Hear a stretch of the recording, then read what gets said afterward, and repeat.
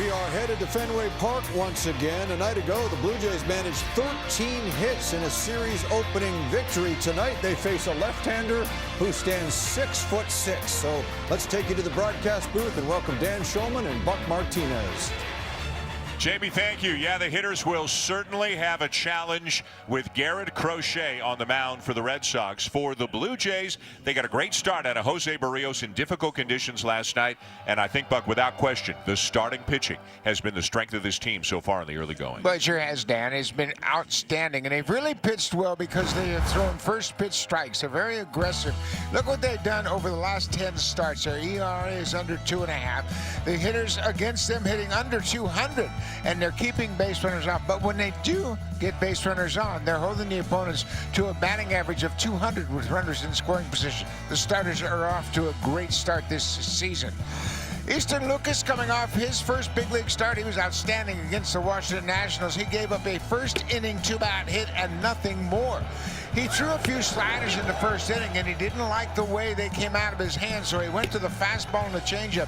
He had 3 strikeouts, all on that high fastball. He was really commanding the pitches, and when I asked him after that game, what impressed you about that game, he said, I found out I can pitch without my good breaking ball. So that was at home, his first big league start against Washington. Obviously, this is a step up, both in terms of the opposition and the location. Speaking of a step up, there's Garrett Crochet. If you're putting together a short list of guys who might win a Cy Young this year, he's got to be on the list. He's that good. Let's see how the Blue Jays attack him here tonight. Let's see what lineup will be attacking Crochet as the Blue Jays ready for Boston in Game 2. And you'll note Andres Gimenez takes a seat tonight, so the red-hot George Springer moves up into the 4 spot in the second of this 4-game series. Let's take you to Boston once again. Hazel May is with Shai Davidi.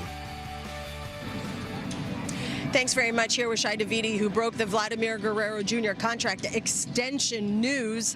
Still no official word from the Blue Jays. Where do things stand? Well, the logistics of trying to do this on the road have been a bit of a challenge for the Blue Jays, but one that they have been overcoming with Vladimir Guerrero Jr. over the past 24 hours. They've got much of the testing that they need to do done at this point, so they've just got to figure out a few final pieces, put that into place, and the Blue Jays should be able to officially make this official, get it across the finish line probably at some point tomorrow. So they're right basically at the finish line right now, just crossing I's, dotting T's, and then they can unveil this extension.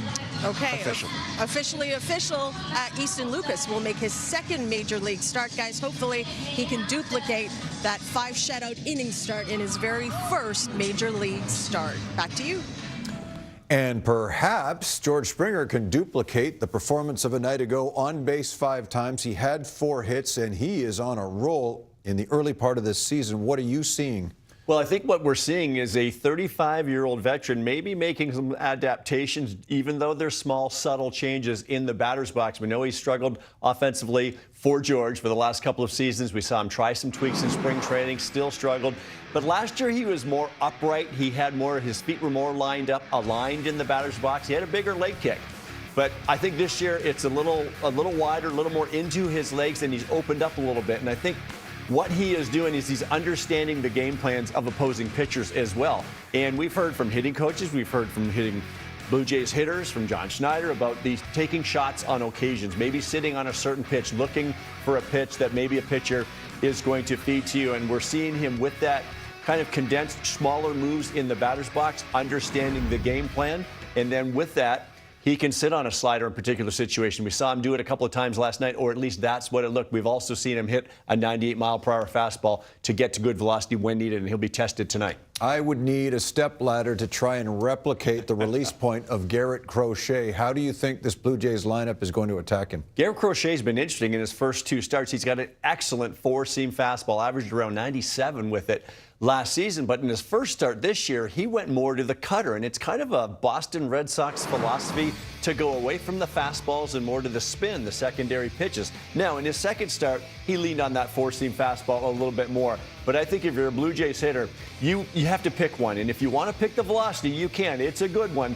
But the other option is taking a shot at that cutter. He's also going to sweep it in there a little bit softer at times. But for Blue Jays hitters, you can't try to cover everything against a pitcher like this. You either look for that heater at four-seamer. It's going to be probably up in the zone. It's probably going to be coming in. The challenge with this cutter is that he'll backdoor it to the righties as well. So it's a lot to cover. Pick one. I think you have to pick the heater and maybe run into one or two. That's how you beat good pitchers. Hard to string a lot of hits together. As the bubblegum chewing kids like to say, that's some easy cheese right there. That's some easy cheese. Yes, indeed. It's a cold one in New York today. The Mets and Marlins are underway. How about the Canadian kid having another day? Liam Hicks from the Toronto area drives in a pair here. Edwards and Conine score. He's got 3 RBIs so far in this ball game. Francisco Lindor has his first home run of the season, and that's not a cheap shot by any stretch. Here's Brandon Nimmo in the bottom of the 5th, parking this baseball in left. Conine grabs it. 2 bags for Nimmo and 2 runs driven in. Watch this. This ball is blasted toward the outfield as the Mets are piling up the runs thanks to Alonso's double. Derek Hill defensively is charging this baseball, and that is a heck of a play. My, oh my. And I'm sure on a cold day in New York, smacking the ground that way is not exactly a fine cushion. But the Mets have a 9-5 lead. Stay down, young man, and celebrate a spectacular catch. 9-5 is the advantage for the Metropolitans. What can you say about these rolling Detroit Tigers, Joe? My goodness. Had to start in L.A. against the Dodgers, but they have rectified things in a hurry. Spencer Torkelson might be living up to a degree of promise. That's his 3rd home run of the season. A couple of batters later, Zach McKinstry knocks one out to right field. 3 pitches after that, this is Dylan Dingler. Remember we talked about the issues with the Yankees rotation and injuries? They've got Carrasco going today, and the Tigers beat him up. They have some issues, clearly. There's Ryan Yarbrough. And what does he do? Turns and watches as Gary Carpenter slings it to the bleachers in right field as the Tigers roll on New York. And what a play here. Brant Herter, are you kidding me? Let's see this again. Who's a cucumber? With a splintered bat coming in his direction, but he doesn't seem to care, and it's 5 consecutive victories now for the Tigers, who beat the Yankees again. Oh, a few kilometers away from Joe Siddle's house in Windsor, Ontario. So let's enjoy some baseball, shall we? There's Crochet warming in the bullpen. He'll go opposite another lefty in Easton Lucas. It's the Blue Jays, it's the Red Sox, and it's coming your way on Sportsnet. Dan and Buck will have the call right after this.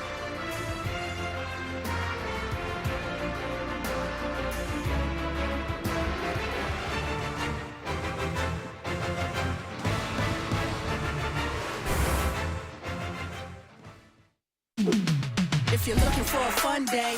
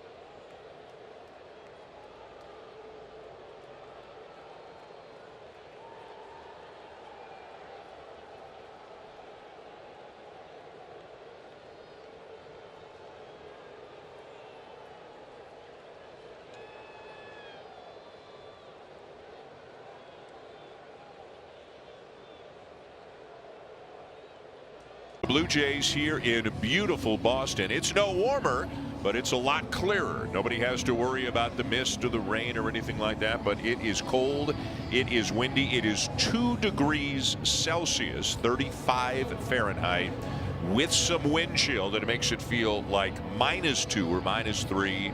So everybody's got the hoodies, but everybody was saying, and we were saying, it just feels a little bit better here today, even though the actual temperature is colder. Maybe some guys are still not quite yet comfortable. And Will Wagner and Mason Fluharty, the Blue Jays and the Red Sox in game 2 of 4 from Fenway Park in Boston. And a look at the lineup includes the guy with the top batting average in the major leagues right now. George Springer is hitting .455. A night off for Andres Jimenez. A night off for Alejandro Kirk. Davis Schneider, Miles Straw, Tyler Heineman, and Alan Roden is in there, getting a shot at one of the toughest left-handers in Major League Baseball in Garrett Crochet. Absolutely. A great opportunity for Roden to face one of the best. He actually faced him in spring training and had a double off him, and John Snyder told us before the start of this game. That has something to do with why he's in there tonight. He said he's faced him before, hit the ball hard against him. That was down in Fort Myers when the Blue Jays played against the Red Sox, so he'll take them out. Crochet's 25 years old, and he's a big, strong man, and started out as a reliever. They've made the transition, and the Red Sox have extended him a 6-year contract. That's just before his second start of the season. He was an all-star with the White Sox a year ago. That was his first year as a big league starter. He's had Tommy John surgery. That came about 2.5 years ago. Was a great reliever before then. But as Buck said, just signed a big deal, became a starter, got traded in the offseason, and just last week, in between his first start and second start of the season, signed a 6-year, $170 million contract. You see the numbers through 2 starts. He's coming off a terrific outing in his last one against Baltimore. 8 scoreless innings, 4 hits, 1 walk, 8 strikeouts. Hard, big fastball, 96 miles an hour. Up to 97, touching 98, and a lot of cutters as well, around 90. Other pitches as well, but it's predominantly fastball, cutter. The Blue Jays know it. Can they hit it is another story. Yeah, and let's take a look at the Red Sox defense, how they set up. Duran is in left. Rafael is in center. Made a terrific play, first play of the ball game in last night's game. Took extra bases away from Bo Bichette. Former Blue Jay Rob Refsnyder's in right. It's Bregman, Story, Campbell, Kristen Campbell. We're going to get our first look at him tonight at second base. Romy Gonzalez is at first. No Tristan Casas tonight with the left-hander starting for the Blue Jays. Carlos Narvaez will start for Alex Cora, their regular catcher. Connor Wong is on the IL. Broke his hand last night when he was hit by that swing from George Springer. So they had to make a roster move. Blake Sable has been called up to be the second catcher on the team. And Bo Bichette is going to lead it off against Crochet. A number of Blue Jays have seen Crochet. Nobody has had more than 3 plate appearances against him in their career. And underway with a fastball up high for ball 1. Bichette last night went 1 for 5, doubled and scored in the 3rd inning. Fouls it back to our right. It's 1-1. Yeah, he comes at you, and everybody in the Blue Jays lineup understands that. As Dan mentioned, it's fastball cutter primarily. And once he maybe gets on his fastball, you have to stay with it. Bichette hits it hard down the left field line, and it's high off the monster. Bo makes the turn. Duran has it, and he's going to hold Bichette to a long Fenway single. Well, Bo had a good night at the plate last night. We mentioned he was robbed of extra bases in the 1st inning, had a double in the 3rd. Swinging the bat very well. That's that cutter, 92 miles an hour, and he got to it. It was down, and he rips it off the green monster to start this game. Good swing, and Bo thought maybe it was going to be out of here. A few feet from what would have been his first home run of the season. Here is Vladimir Guerrero Jr. Vladdy went 2 for 4 with a walk in last night's game. He has reached base in every game this season. He'll take a strike, and it's 0-2. Garrett Crochet is the perfect starter, but he does have one weak spot. That's shutting down the running game. Last year, base stealers were 18 for 19 against him.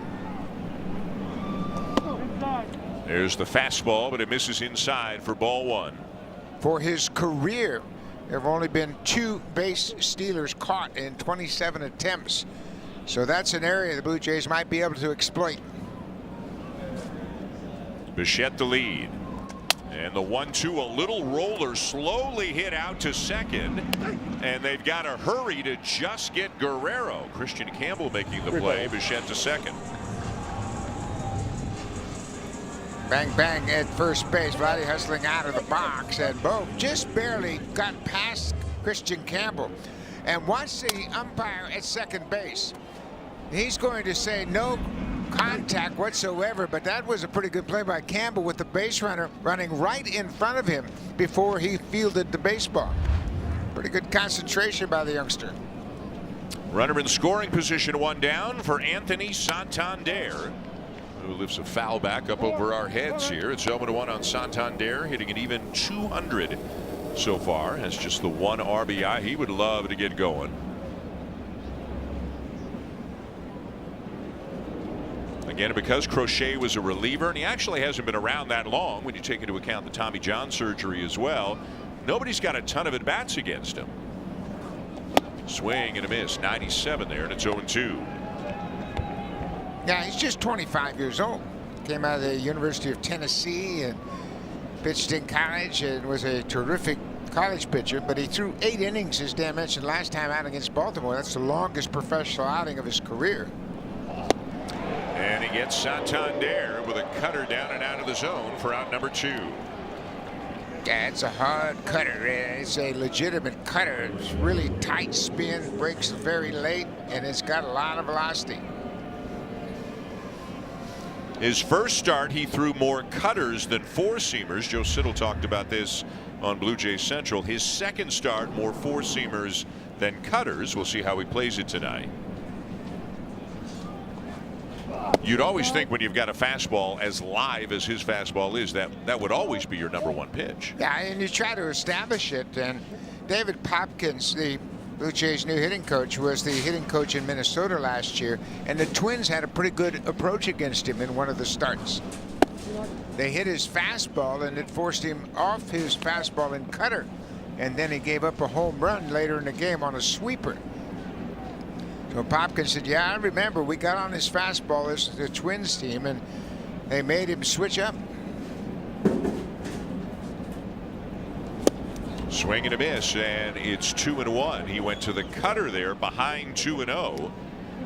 So you can sit fastball. It's a hitter's count, but he's just as likely maybe to drop a cutter in even when he's behind in the count. Springer 4 for 4 last night, including 3 RBI singles. As he takes down and in at 97, it's now 3-1. I think when you're facing a guy like Crochet, you just got to try to catch up to the fastball until you get 2 strikes. Just sit on the fastball. It's 50-50 early in a ball game. A little bit high, and Springer will take a walk. And that'll be 2 men on now, first and second with 2 down for the only Blue Jay who's got a hit in the regular season off of Garrett Crochet, and that is Ernie Clement. He is 1 for 2 against him. Ernie batting 5th and playing third base. Again, a night off for Andres Jimenez and a night off for Alejandro Kirk. So, and a lefty on the mound. So from a number of perspectives, the lineup looks a lot different tonight. 0-1. Now, Ernie's a very good first ball fastball hitter, so he got a first pitch cutter for strike 1.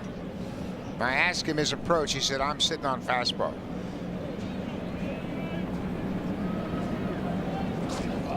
Fastball there, but it missed high. Yeah, and when you sit on a fastball, you have to make sure it's a good pitch to hit. You just can't say, okay, he's throwing me a fastball, I got to hit this one. It still has to be a good pitch to hit.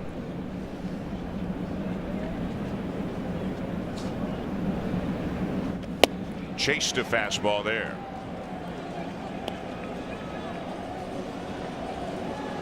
Crochet out in front of 1-2. Yeah, all bets are off now. You just got to try to put the bat on the ball. A quick peek back into Bichette at second base. And this is into left field and down for a base hit. Bichette is going to be held. Springer's hung up now. The throw back to second, and he somehow got back in safely.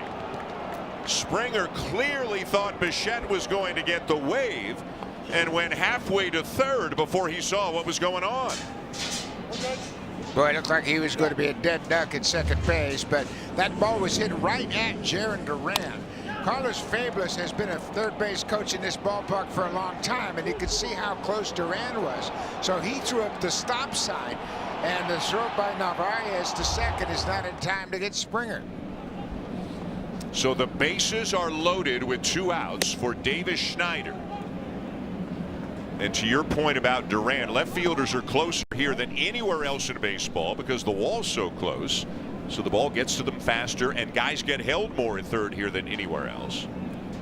1-0 on Schneider, looking for his first knock of the season. And people may remember, probably should remember, is now Crochet is going to get a visit. Buck, this is where it all started for Davis Schneider back in 2023. That historic beginning to his major league career happened here at Fenway Park. Yeah, and he'd like nothing better than to have another session like that here at Fenway. He's off to a tough start. Davis Schneider's 0 for 10 in the season. He just hasn't been able to square anything up, get anything to drop. If you're him, it's 2-0. The bases are loaded. What's on your mind now on this pitch? Fastball that you can hit out of the ballpark. Don't go for anything that's borderline. Bring him into your zone. Got a cutter that misses way high, and a Crochet struggling with his command. 3-0 with nowhere to put him. Does he have to take a pitch here because the bases are loaded? Yes. And he'll take a strike. 3-1. You know, it is cold and it is dry tonight, and the pitchers have a tough time getting a consistent grip on that baseball. Great opportunity in the first. Swing and a miss. 3-2.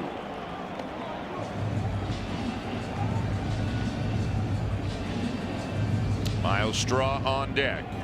Bichette is at third. Springer is at second. Clement is at first. And strike 3 called. Schneider may have found it was up or in. It goes Crochet's way.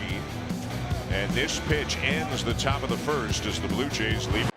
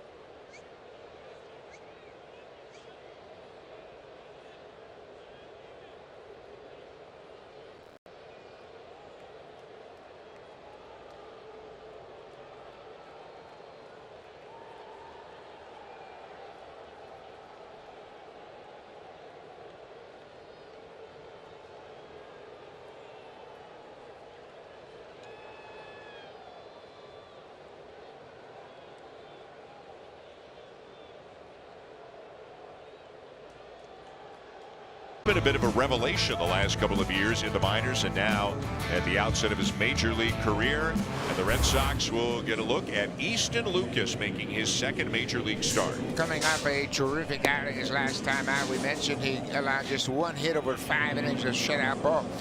55 of his 73 pitches were either four-seam fastballs or changeups. He threw a few breaking balls early in the game, didn't like the way it came out of his hand, and said, I just got to locate my fastball and changeup, and he did very effectively. A little bit different lineup he's facing tonight than the Nationals he faced in his first start. Different lineup, different ballpark. He's on the road instead of at home as well. Here's Jarren Duran, who had a couple of doubles in last night's game. One of the most dangerous leadoff hitters there is. He can ambush you on the first pitch. He can hit for power. And when he gets on, he can fly. You can Muncy off to a slow start, but I don't think anybody is worried at all after the kind of year that Duran had last season. Little in, 1-1. So 4 pitches overall: the four-seamer, the changeup, the slider, and the sweeper.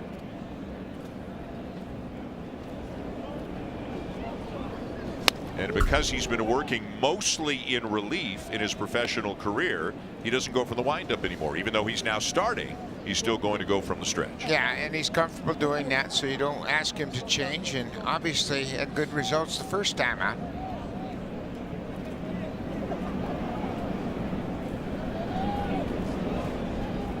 The 1-2. There's the sweeper, the slower breaking ball. Duran wouldn't chase.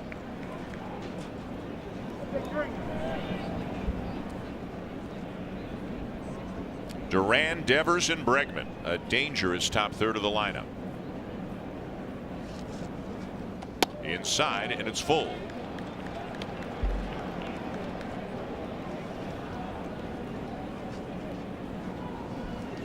A little bit of previous time with both the A's and the Tigers before he came to the Blue Jays last year, claimed on waivers from Detroit. This is out of play. He made 3 appearances for Oakland and then 3 more for Detroit before he got into 2 games for the Blue Jays, including facing this Red Sox team late in the year. First time, though, that he pitches here at Fenway Park.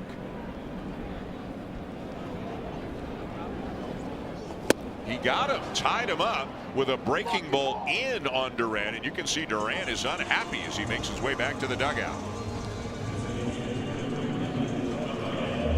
Take a look at this pitch, and it's that breaking ball. It's the harder of the 2 breaking balls. He calls that his slider, and it's a little bit more like a cutter, but he insists it's a slider. He said he threw a cutter before, but doesn't like throwing that cutter very often. Now Devers turned his back and was backing out of the box as the slider dropped in there for a strike. Devers went 0 for 3 with a sac fly last night. Hit the ball hard, though, a couple of times. And right at the knees, it's 0-2.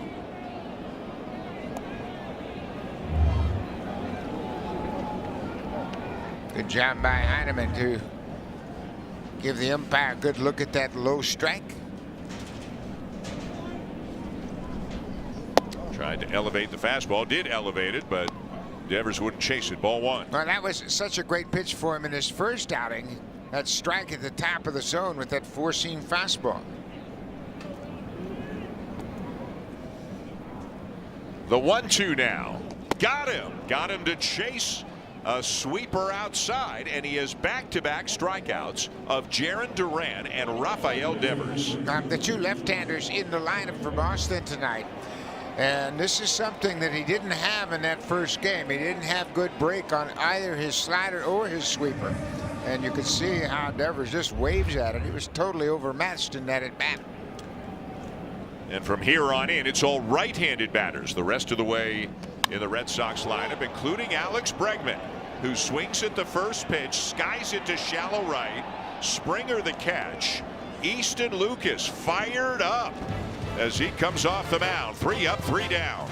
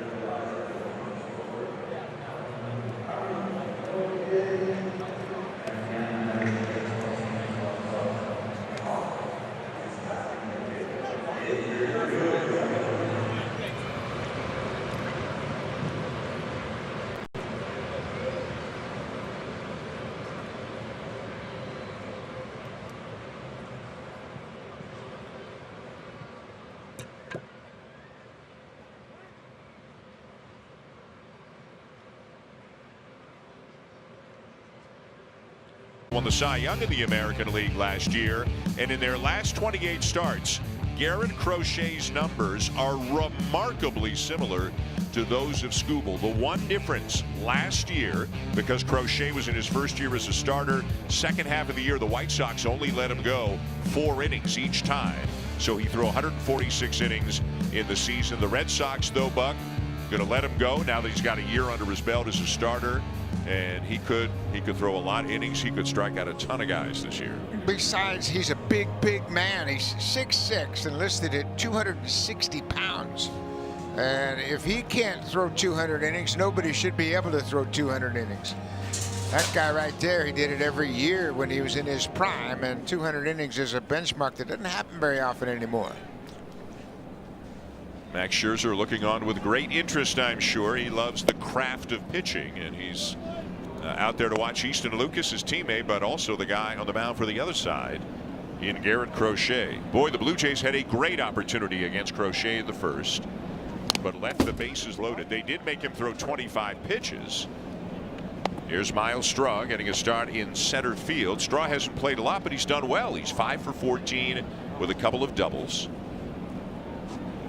And you want as many right-handed bats as you can get in there against a guy like Crochet. Just one lefty in the lineup, and that is Alan Roden, who's a couple of spots away. 1-2.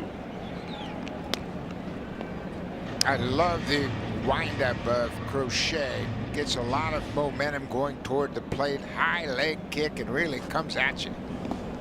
He turns his back on the plate as well, so it's difficult. Not only is he a big man, but he's got broad shoulders, and it's hard to find that baseball coming out of his white uni.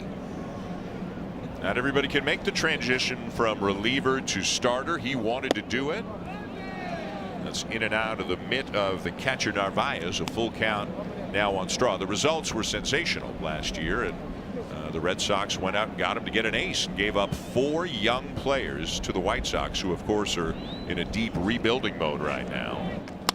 Straw hits a ground ball to short. Trevor Story will get him by a step, 1 down. Now think about some of the left-handed pitchers that have become good starters. You go back to Randy Johnson. He started working as a reliever just a little bit to get his feet on the ground. Same can be said for Chris Sale, who was with the White Sox, and he worked out of the bullpen before he made the transition. But I think if you think you have a starter, you've got to find out if he can be a starter, because they are so precious. Here's Tyler Heineman, and he'll hit a ground ball to short and is quickly retired for out number 2. And from Crochet's perspective, elite starting pitchers get paid a lot of money. As a reliever, he's not getting 6 years and $170 million. Now, and you know, as a team, you just have to find out. And you know, you go back for years. Even Mariano Rivera was a starter initially, and they found out he couldn't start, but he turned into the best closer of all times. So here's a new challenge for young Alan Roden, not only facing a lefty, and he's done that a little bit at the major league level, and he had a fair bit of success against lefties in the minors coming up, but facing an elite southpaw in Crochet. Takes it low, and it's 2-0. In 3 games, Roden's only the 4th left-handed hitter to start against Crochet. Corey Seager and Josh Smith are the Rangers in the season opener, and then Cedric Mullins for the Orioles last time. And Roden has had just a few plate appearances against lefties this year. He's 0 for 3 with a walk, so looking for his first major league hit against a lefty. He did, as Buck mentioned, have a hit against Crochet in a spring training game down in Fort Myers. A sinking liner to left that eventually went for a double, and John Schneider was smiling when he said, well, I got a knock against him in the spring. And then Schneider even said, small sample size, I get it. High in the air to deep right center field, but it is playable and caught out there by Ref Snyder. Roden put a good swing on it. Crochet didn't like it, but he got the out.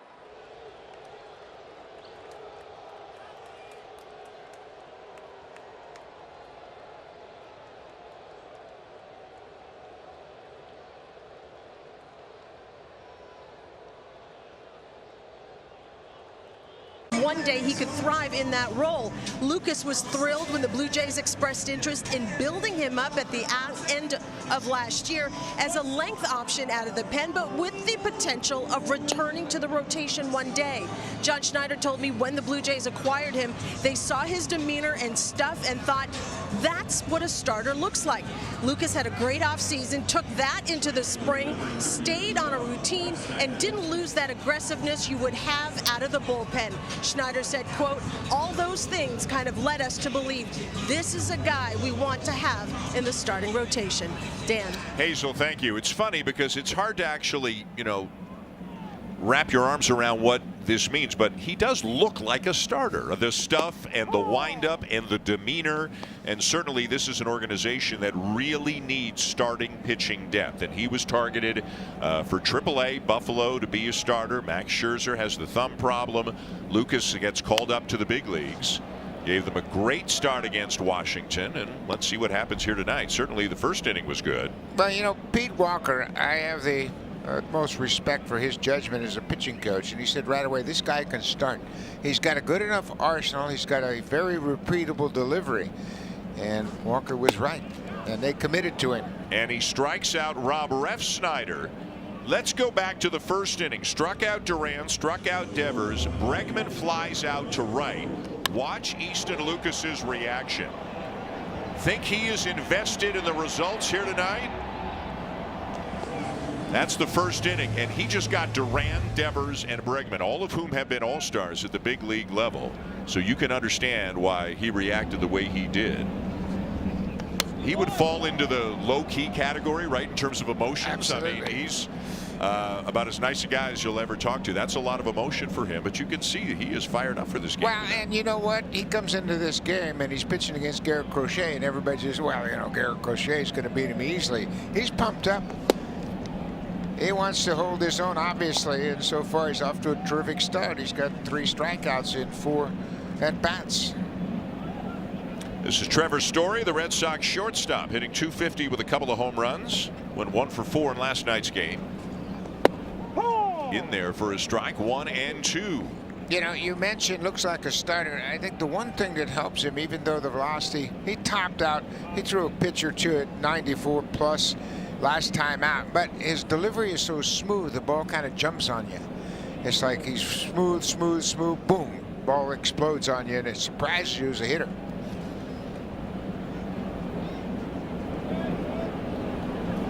Ahead of Story, 1 and 2. Now to play right side.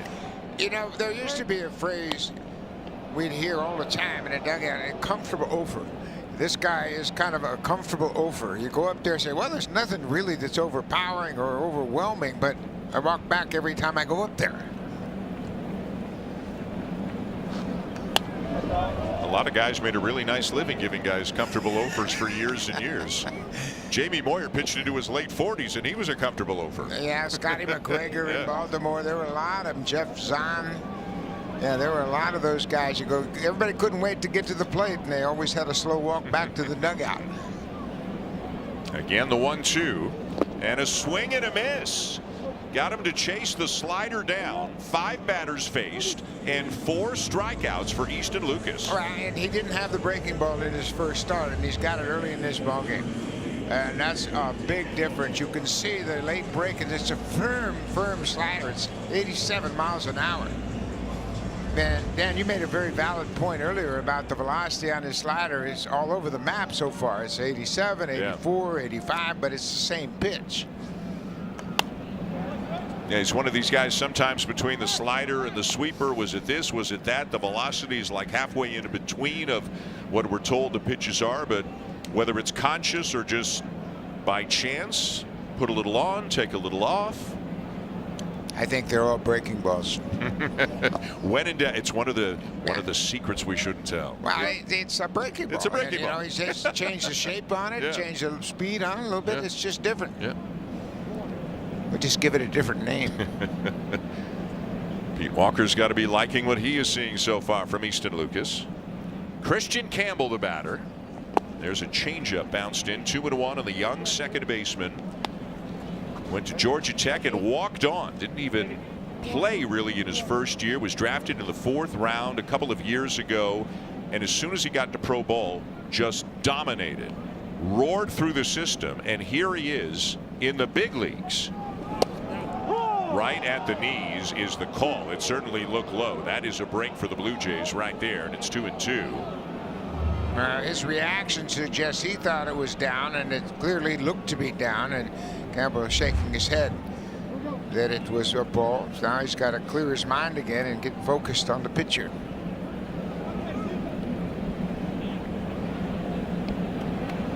Two down and the base is empty.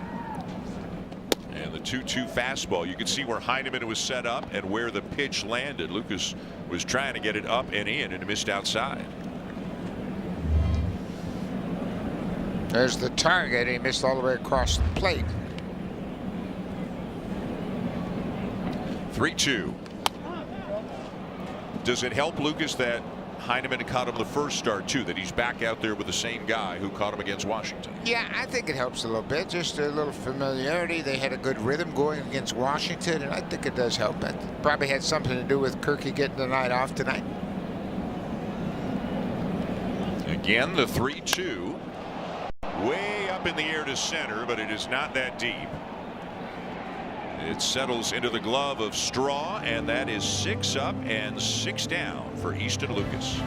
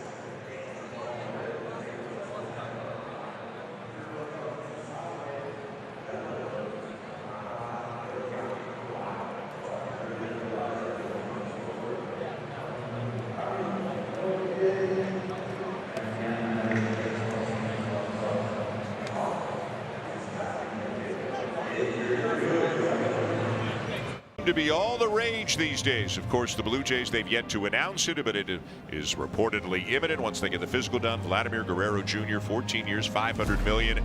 The Red Sox have tied up some people as well. The Devers one goes back a few years, but they've got him for a long, long time. Rafaela, early in his major league career, they signed him last year. Christian Campbell had like a week in the big leagues when they signed him to an 8-year, $60 million deal last week. And we talked about Crochet already, 6 years, $170 million. It appears teams like cost certainty where they can get it. And Campbell admitted, he goes, hey, I'm new. I just got here. How could I pass up a deal? And could he make, if he turns into a star, is he leaving some money on the table? Sure he is. He said, but how could I pass up a deal that I know is going to take care of my family? No, you can't. You just can't. Early in your career, remember, Evan Longoria signed a contract before he ever got to the big leagues, and you take that certainty right out of the chute. You never know what might happen. You know, there have been so many guys that came up with so much promise that never really developed into major league players. No score, top of the third and top of the order for the Blue Jays. Bo Bichette, who singled high off the green monster down the left field line to get the ball game started, got as far as third, but the Blue Jays could not cash in. They left the bases loaded in the top of the first. 3-0 now on to Bichette. Crochet's a little bit frustrated. He's had 5 or 6 misses by a wide margin, and certainly has not been as sharp so far in this one as he must have been in his last one against Baltimore, given the numbers. And he's not close. Ball 4 to Bichette. Second walk issued by Crochet already here. Start the third inning. He walked Springer back in the first. You know, the weather shouldn't be an issue for Garrett Crochet. He pitched for the White Sox. And obviously last year pitching in Chicago early in the season, the same type of weather.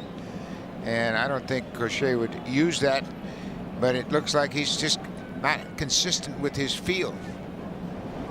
Now Guerrero will take a fastball down at the knees, 0-1. Guerrero with the ground out in his second, his first time up.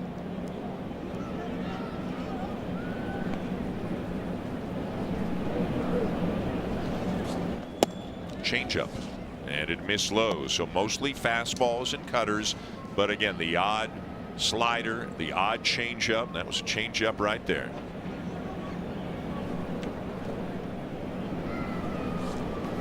Check swing foul off, 1-2. Oh, that's frustrating for a hitter right there. You identify the pitch as being off the plate, one you don't want to swing at, and then you check your swing and you foul it off. And that costs you a big strike. Bichette the lead. He's running, and it's fouled back by Guerrero. How about that? They start Bichette on a 1-2 pitch. Well, and Crochet is just really taking a long time to get the ball to the catcher. We talked about the problems he's had in the past. He caught just 1 of 18 last year as a starter with the White Sox, and he's only caught 2 of 27 for his big league career.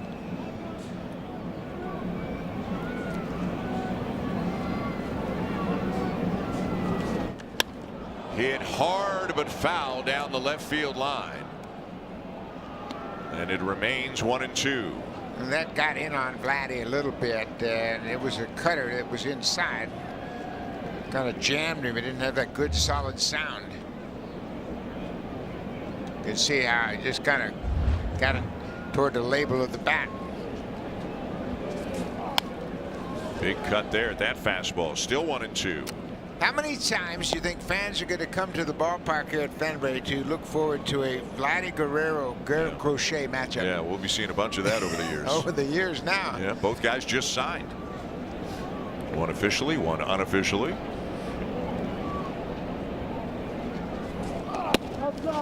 Throw down to first, Bichette back in. Carlos Narvaez with a quick snap throw, and Bo's working his way off that bag at first base. He's had pretty good opportunity to get a read on Garrett Crochet. You know, it's a good number right now, but it's early in the game and there's no score, and I get it, but 48 pitches for Garrett Crochet without an out yet in the third inning. That's a lot of pitches early in a ball game. It's something the Blue Jays hitters have done consistently. They've really worked the count. They've had great at-bats. The results aren't there yet, but they will. You keep elevating the starter's pitch count. You get to him in the 4th or 5th inning, and then you get to the vulnerable part of the opponent's bullpen. Again, Bichette the lead, not going, and Guerrero fouls off another one.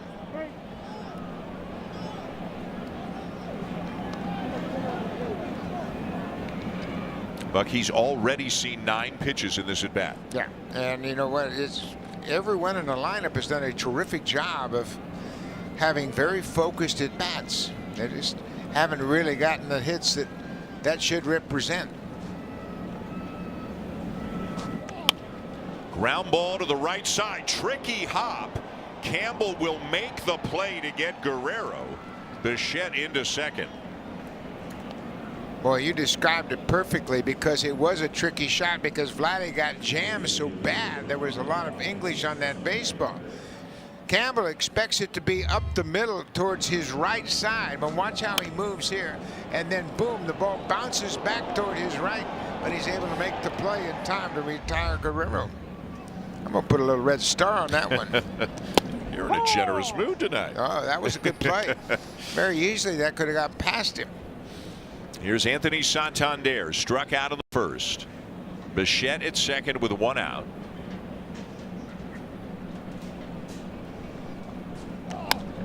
High fly ball, shallow right. Ref Snyder drifting over towards right center a bit to make the catch for out number 2.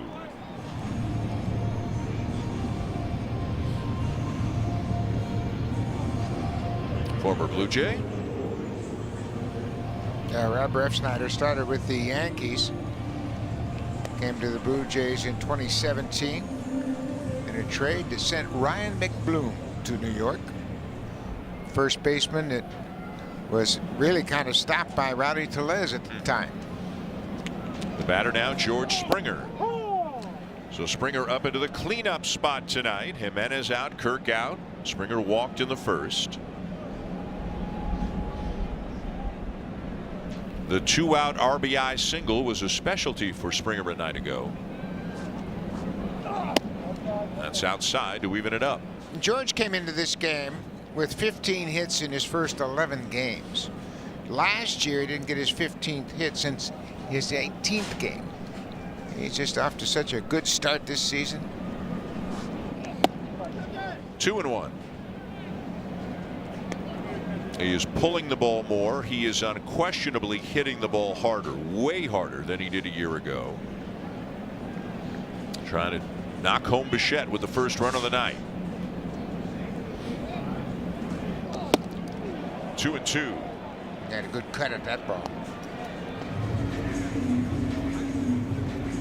George didn't have much of a spring. He really struggled all spring long. He hit just one home run and didn't have many hits. Well, he got off to a good start in the regular season. Boy, it's interesting. After strike 2, Jarren Duran went about 25 feet closer to the foul line. He was way over to left center and went much closer to the foul line. So obviously the Red Sox numbers show that in a 2-strike count, Springer's more likely to pull the ball. 3-2 the count here.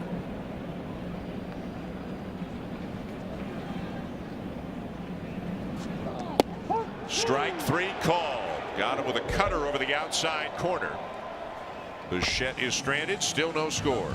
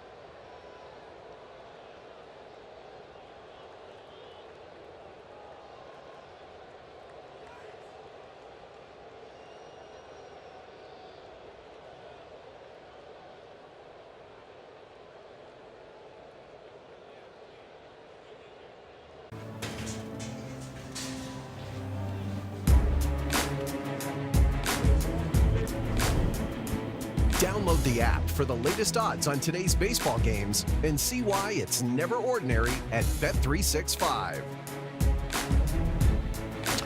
No score going to the bottom of the third. Garrett Crochet on the mound for the Red Sox. The Blue Jays have threatened but haven't scored. Meanwhile, Easton Lucas, in just his second major league start, has retired the first 6 batters he's faced, and he struck out 4 of them. This is Romy Gonzalez getting a start at first base tonight to get another right-handed bat in the lineup. Dan, at the open, we talked about how well the Blue Jays starters are pitching this season, and Lucas has taken the page out of everybody's book. First pitch strikes. When you do that, you put the hitters on the heels, and they aren't as aggressive. Gonzalez gets into this one, and it is caught out in left center. How about Rodin going back right to the base of the monster to make the play? Well, in his first game last night, the first batter of the game, it's a bullet over his head. Jarren Duran had to double off the green monster, and he didn't have a chance to take any fly balls before the game last night. Today he did. He had plenty of room out there, probably 4 or 5 feet before he got to that green monster.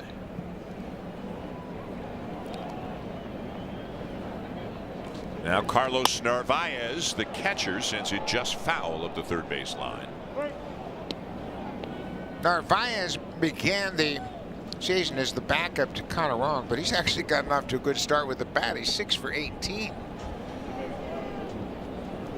He got 3 doubles and 4 ribbies already. He's going to get a lot of playing time. Yes, he is. Wong on the IL now. That folks may remember watching last night the Springer catcher's interference, where Springer's bat hit the left hand, the glove hand of Wong, a broken bone at the base of his pinky finger. Ground ball to short. Bichette has it and throws him out. 2 down. Boy, another thing that benefits Easton Lucas, when you throw a lot of first pitch strikes, the infield defense is on their toes. They expect every pitch to be put into play. So chances are you're going to get some good defense behind you. You know, when you have a pitcher out there going ball 1, ball 2, the defenders kind of lose interest. Yep. Lose their focus. 75% strikes so far tonight. Here's Cedar Rafaela, the center fielder with the number 9 hitter for the Red Sox. Off to a sluggish start offensively. Terrific outfielder. A guy known to chase a lot. So he has a really nice take on a changeup there down low. Wouldn't offer at it. It's 2-0. He made a spectacular play to start the game last night in the power alley in right center, taking extra bases away from Bo Bichette. And there's the first hit of the night for the Red Sox. A 2-out single into left.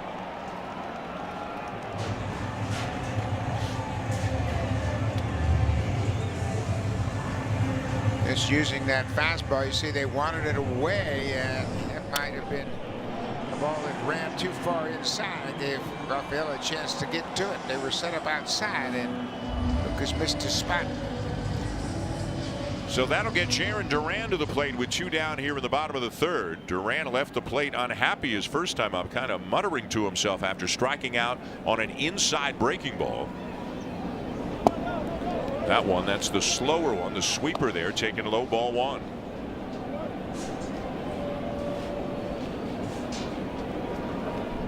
Clement even with the bag well off the line at 3rd. Middle infielders playing Duran to pull a little bit. 2-0.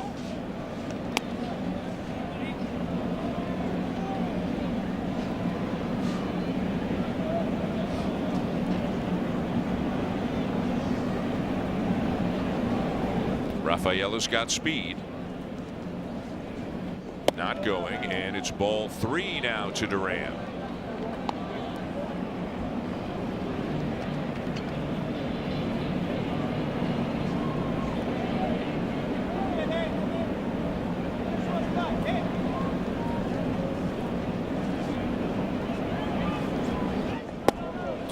Walked him on 4 pitches, so the Red Sox have runners at 1st and 2nd for Rafael Devers.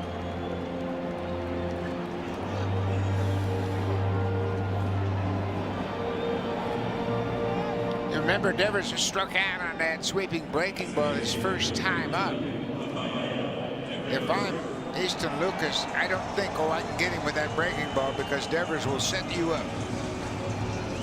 You got to mix it up effectively, because he remembers that pitch you got him on the first time.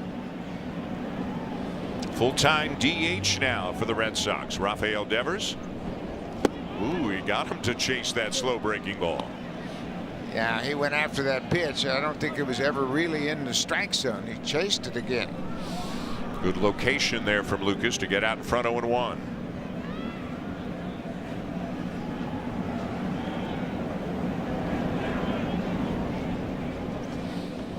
Went after another one. That one down and in, and he fouled it off. Yeah, he was on that one, and it just didn't break as much as he expected. It kind of jammed him.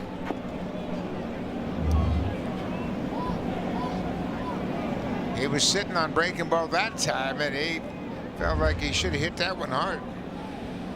So now what are Lucas and Heineman thinking out in front 0-2? Chop to 3rd. Clement to the bag, and Lucas pitches out of it by getting Rafael Devers to ground out with a couple of men on.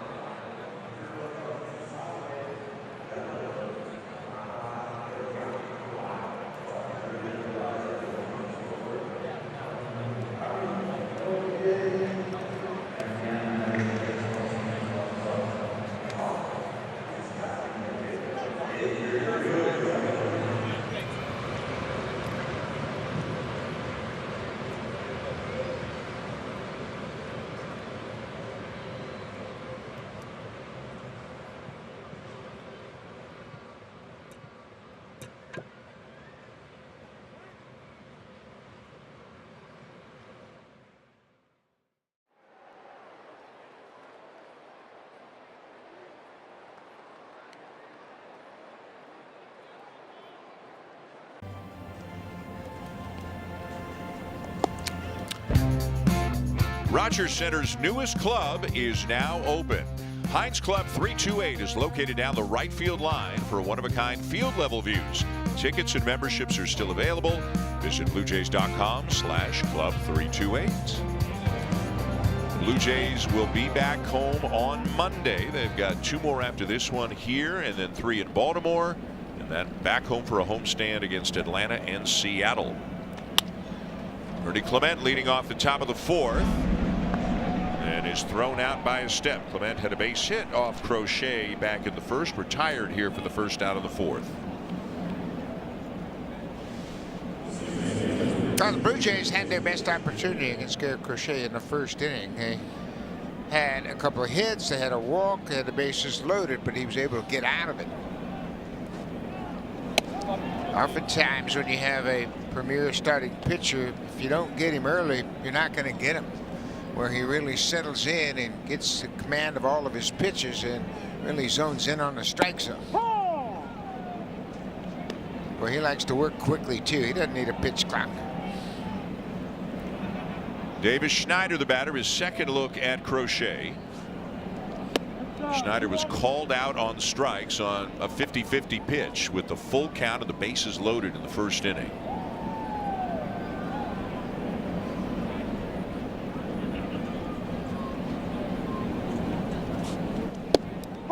Two and two. Came back on that inside corner again to Schneider.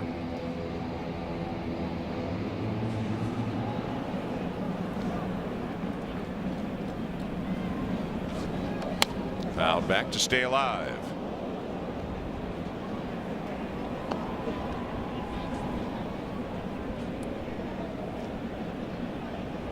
Schneider at second base tonight with Jimenez getting a night off. Swing and a miss. Crochet gets him for out number 2.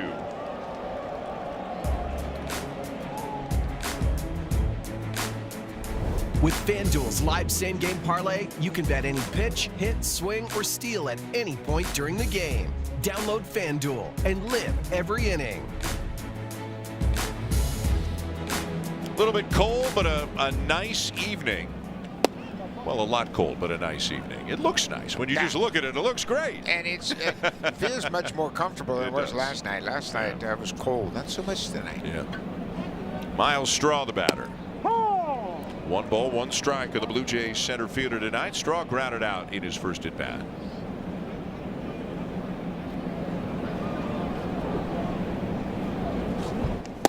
That's in there, 1 and 2.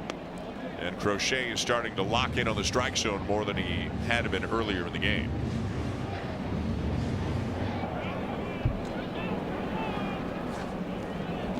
Bounces that one in. Yeah, we mentioned that 1st inning he threw 25 pitches and had a couple had bases loaded actually when he struck out Schneider to strand those 3 base runners. 1, 2, 3 second, leadoff walk in the 3rd, but that was it. Fights it off. Still 2 and 2. They've got Crochet up and over 70 pitches already here with 2 down in the 4th inning.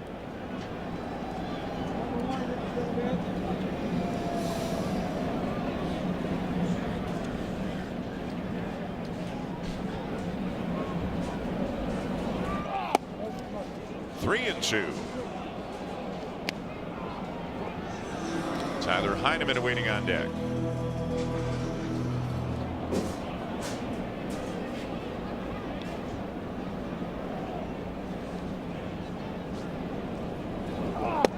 And he got him.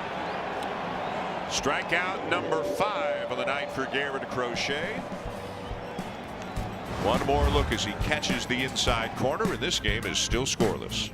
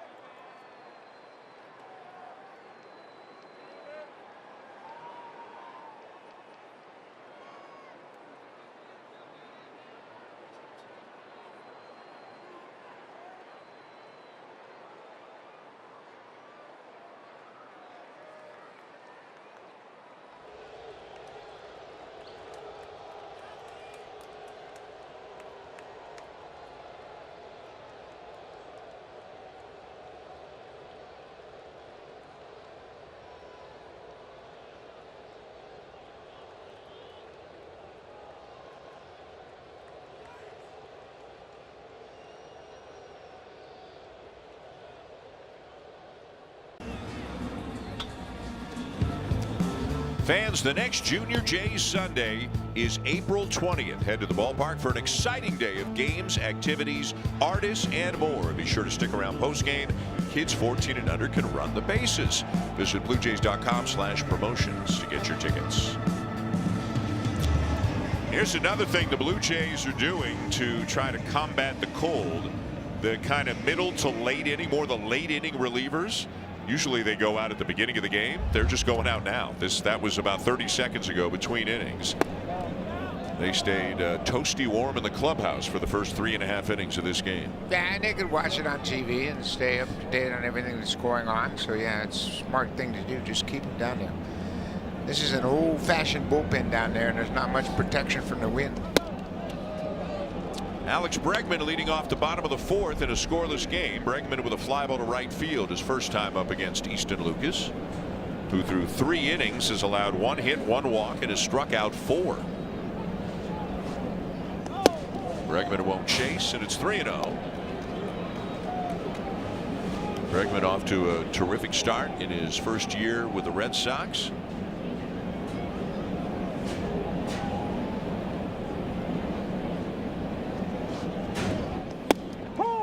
One.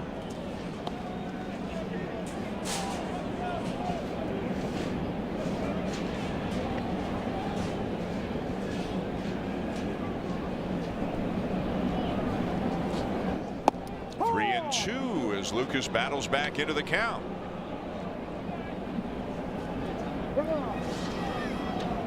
Bregman asks for time.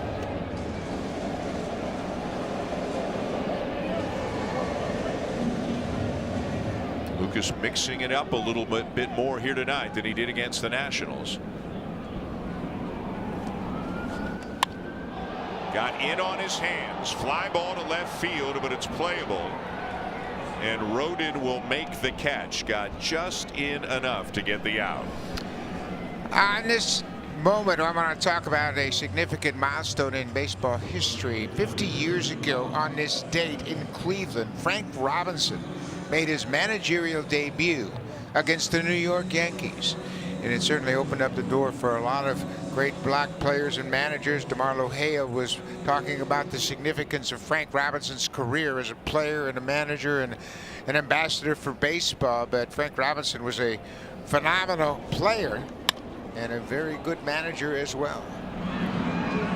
Bo Bichette throws out Rob Refsnyder, and for some reason, as incredible as he was as a player, he doesn't get mentioned as much as he should amongst the all-time greats. Absolutely, he doesn't. And, you know, Frank opened the door. Larry Doby made the American League debut as a black manager when he managed the Cleveland Indians. And then Cito Gaston, of course, 2 World Series champs. Dusty Baker won a World Series in 2022 with the Astros.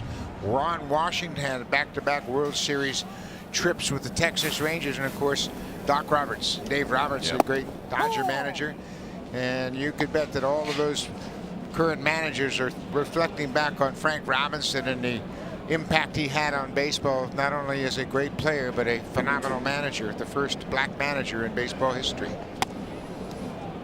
A good change up there from Lucas. He gets Trevor Story to chase. It's 0-2. How about what Easton Lucas is doing here tonight on the heels of what he did against the Nationals? A guy brought up from the minors to just try and fill in the Max Scherzer spot. There was talk, would it be Lucas? Would it be Yariel Rodriguez? Would they piggyback? It would be a, you know, kind of see how it goes turn by turn. Yeah, he's been good. And you know what? With each pitch, I think he's gaining more and more confidence. And that first start he made, that was his 14th professional start. First big league start. Just hasn't started much in his career. Hooked down the left field line. That is a foul ball. There it is. Well, you got to pay attention when you're sitting in those seats. You do.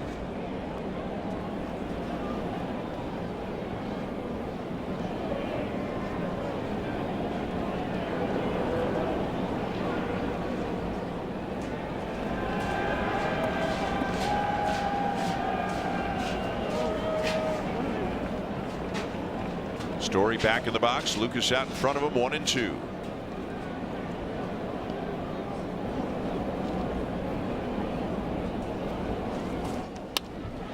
This one into left center for a base hit, maybe more. Rodin will cut it off and will get it back into the infield in time to hold Story to a single.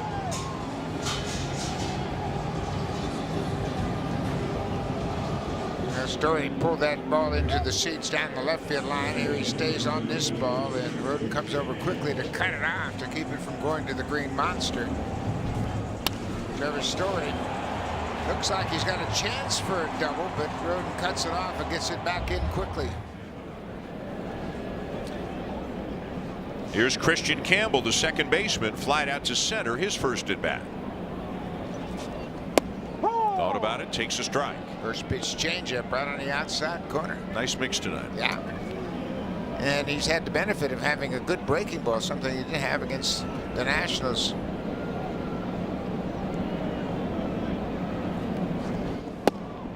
Right there with a fastball, 0-2. Now he can try anything he's got. Change up on the first pitch, fastball on the second, way out in front. See if he can get him to expand the zone a little bit.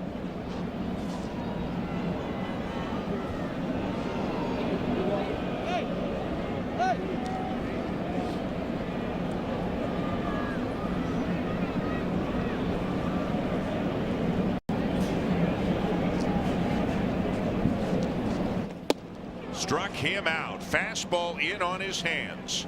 Fifth strikeout of the night for Easton Lucas. 4 scoreless innings for the 28-year-old left-hander here at Fenway Park.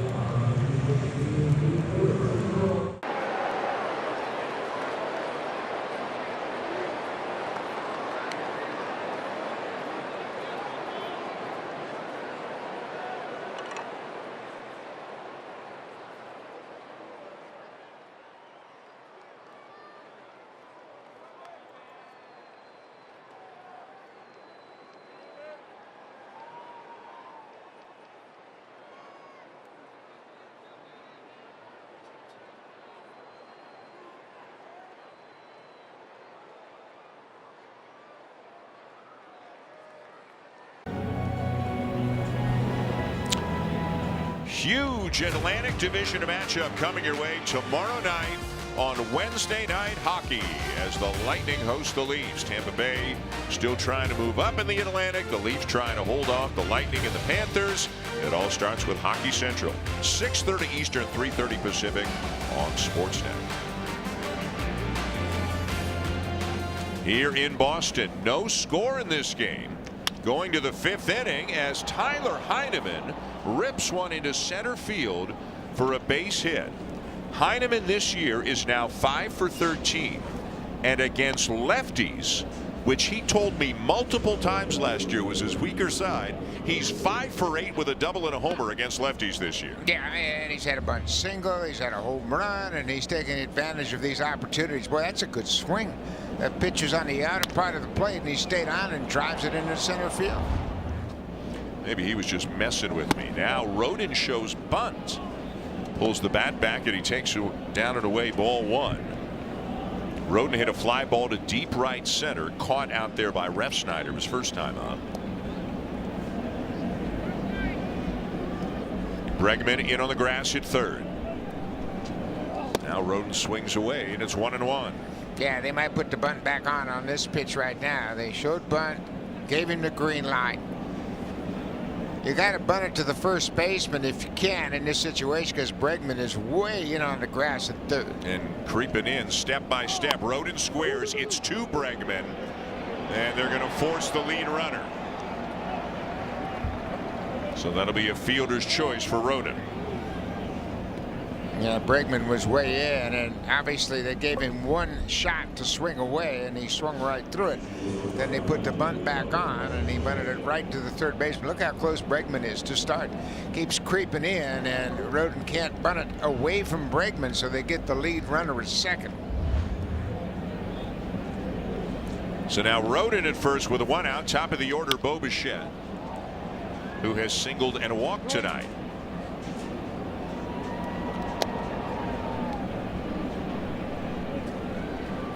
Three hits for the Blue Jays, 2 for the Red Sox.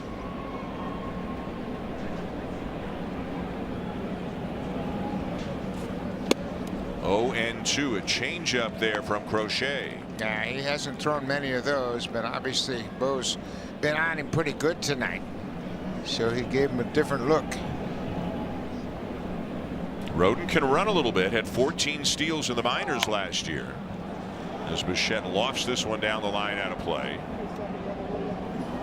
Yeah, the only steal attempt came with Guerrero to play Bo on first back in the third inning, and Vladdy fouled it straight back. That's the only attempt the Blue Jays have made against Crochet. It remains 0-2 on Bichette. Got straightened up a bit by that fastball, ball 1.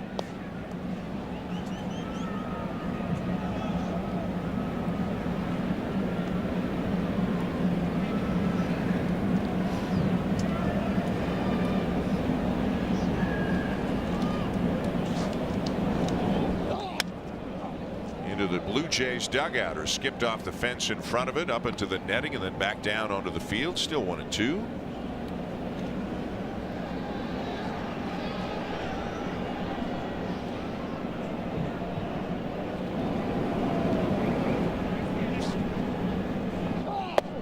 Way down and in. 2-2.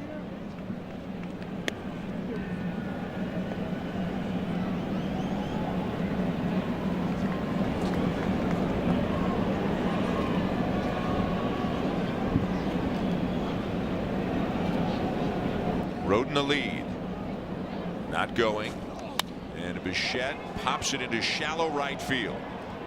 Ref Snyder in a bit to make the catch for the second out. Boy, what a game. Another well-pitched ball game by the Blue Jays starter, Easton Lucas, and here Crochet is doing as advertised. As we mentioned, the Blue Jays had him on the ropes in the first inning. They threw 25 pitches. They left the bases loaded as David Schneider was called out on strikes, and they haven't been able to muster much since. Guerrero is 0 for 2 on a couple of ground balls to second. 85 pitches now for Crochet, through 102 in his last start.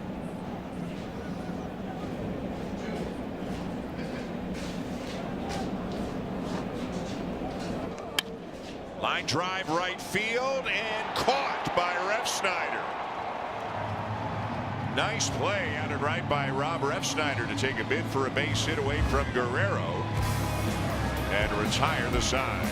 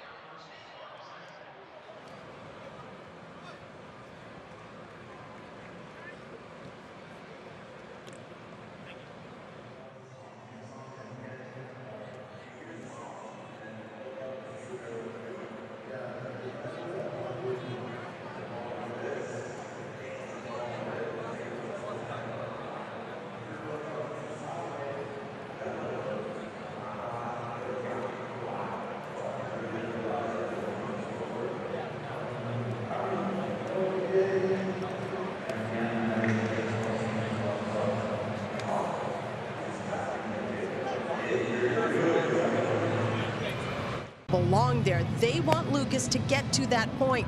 Walker said Lucas, in a way, still locking it down to get the consistency. It's there. He's got a 95-mile-per-hour fastball that plays, which we saw last time out. His changeup plays at this level. We saw it as well. A little inconsistent at times. Thankfully, it's still good when it's not. Walker believes to increase that confidence and really find the consistency, you got to get him out there every 5 days. Dan. Hazel, thank you. Well, doing what he's doing against this team in this park can only help his confidence. 4 scoreless innings, 2 hits, 5 strikeouts for Lucas, and he's facing the bottom of the order here in the 5th, beginning with Romy Gonzalez, who lined out to left. The nice play made by Rodin on the warning track in left center.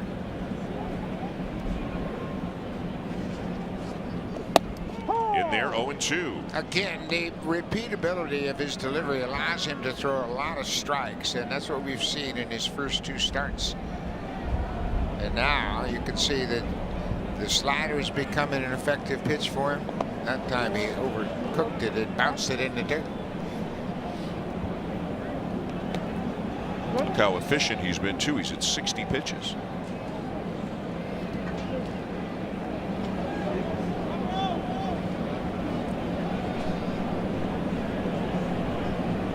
The 1-2. Did he go? No, says Corey Blazer down at first. 2-2. Came back with that same pitch, that slider that he bounced earlier in this at bat, and indeed Gonzalez checked his swing. He did.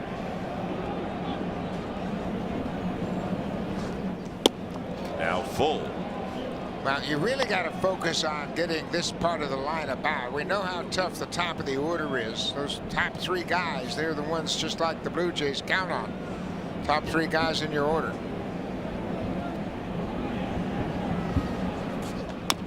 Chopper foul. Yeah, you got to force these guys to hit their way on base. It'll be interesting to see how they look at Lucas. You know, there's the 3rd time through situation that permeates throughout baseball. They're the 2 lefties at the top, and then it's a whole bunch of righties again. Or do they just treat him like he's an established guy and just let him go as long as he's being effective? Man, it's going to be interesting because John Schneider, the manager, has a tendency for trusting his pitchers. He told us, I trust the starters, but obviously Lucas is a little bit different category. This is just his 2nd big league start. But those veteran starters that are in the rotation, John Snyder's going to push them deeper and deeper as they have success. 3-2 again. Got him. 94-mile-an-hour fastball for his 6th strikeout of the night. Fastball command has been outstanding for Easton Lucas, and again he makes a terrific pitch with his fastball, ties up Gonzalez. A big first out here in the 5th.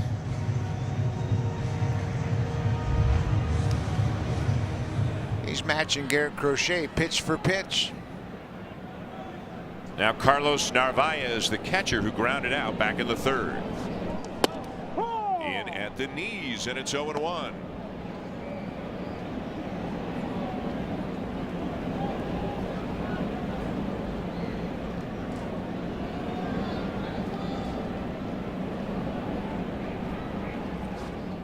You know, if a team is going to be good and exceed expectations, you need some good outcomes. You need some pleasant surprises, and Lucas is pitching himself into that kind of category.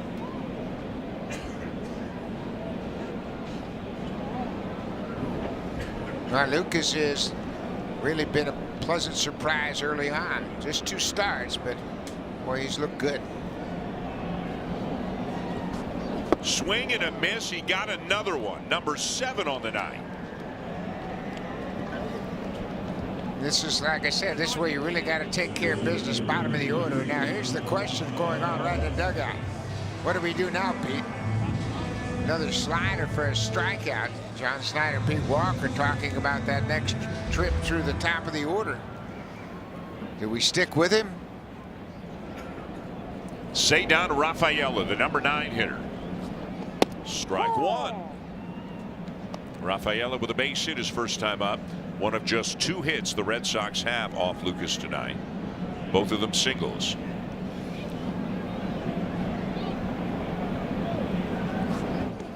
Strike 2. right on the inside corner. His location has been outstanding. His tempo and his rhythm are perfect. Keeping the pressure on these Red Sox hitters, pitching ahead and backing it up with good breaking balls in very good location. Change up, down and away for ball one. Last time out, he threw 73 pitches. He's at 71 right now, but the difference between this start and last start is he didn't have a good breaking ball last time. Tied him up, popped him up. Can anybody get there? Springer can. And the side is retired in order. 5 scoreless for Easton Lucas as we get an update back in the studio with Jamie Campbell.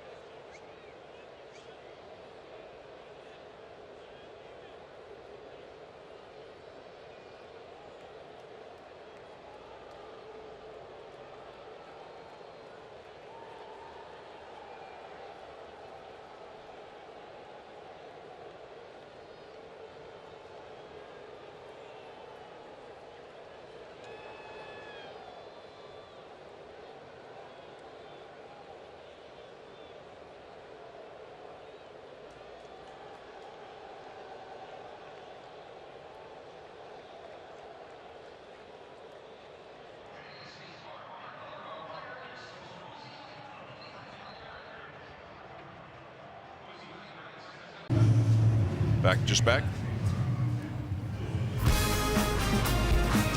Fans, get ready for Blue Jays Minecraft Day. Be one of the first 15,000 fans on Saturday, May 3rd, and gear up with the stylish Blue Jays Minecraft movie hat giveaway. Head to bluejays.com/promotions to secure your tickets today. Beautiful shot. Very clear night tonight here. No score. Going to the 6th inning. The pitchers have dominated. The best opportunity either team had was way back in the top of the 1st. The Blue Jays loaded the bases with 2 outs, but Crochet struck out Davis Schneider to end the threat. Anthony Santander leading off the 6th.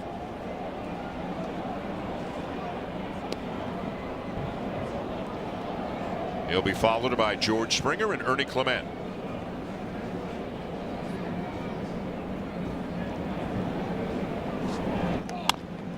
Bouncer to short. Story's got to wait a little bit. The throw is offline, but Romy Gonzalez got the tag on Santander. Gonzalez coming off the bag. He's making his 3rd start at first base. Routine ground ball to Trevor Story.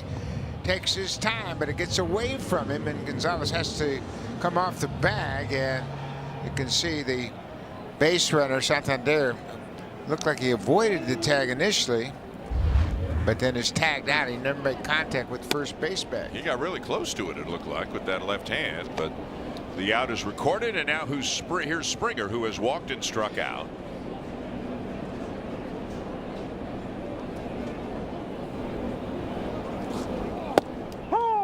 At the knees, 1-1.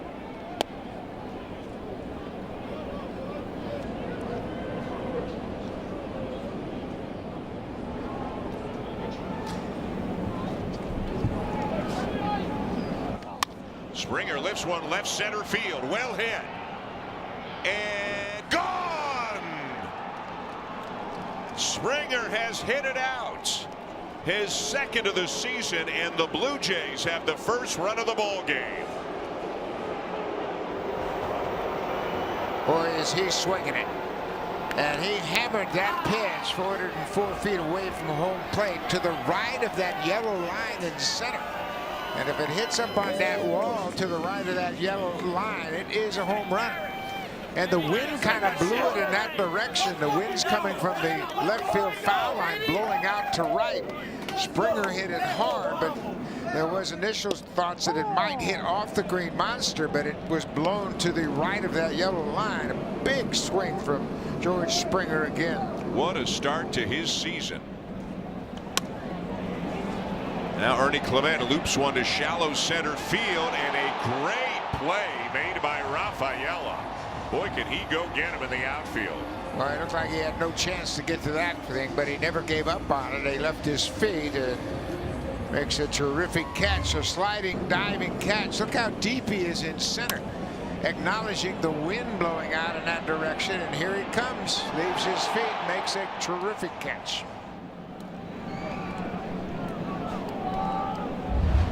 Out number 2. Davis Schneider, the batter, 0 for 2 with a couple of strikeouts. The Springer home run, 404 feet to left center. That's just the second extra base hit in 18 of the third innings that Crochet has surrendered. He gave up a double in the opening game of the season down in Texas. Schneider grounds one to third, and the throw from Bregman will skip past Romy Gonzalez, and Schneider is aboard. That'll be Bregman's third error of the season. Lots of time here. He takes his time, but just short hops Gonzalez, who can't dig it out of the dirt. This is interesting, Buck. Crochet is at 96 pitches, and nobody's throwing in the bullpen. As we mentioned, threw 102 his last time out. But it's rare when a guy is this close to 100 and nobody's even up. Well, he's a different cat. He's a big man, and he's going to be leaned on heavily this year for the Red Sox and for the next 6 years. The batter is Miles Straw. I mean, there is nobody even moving down in that Red Sox bullpen. Of course, they're all huddled around the heater. That's why they're not moving. Or they're frozen solid.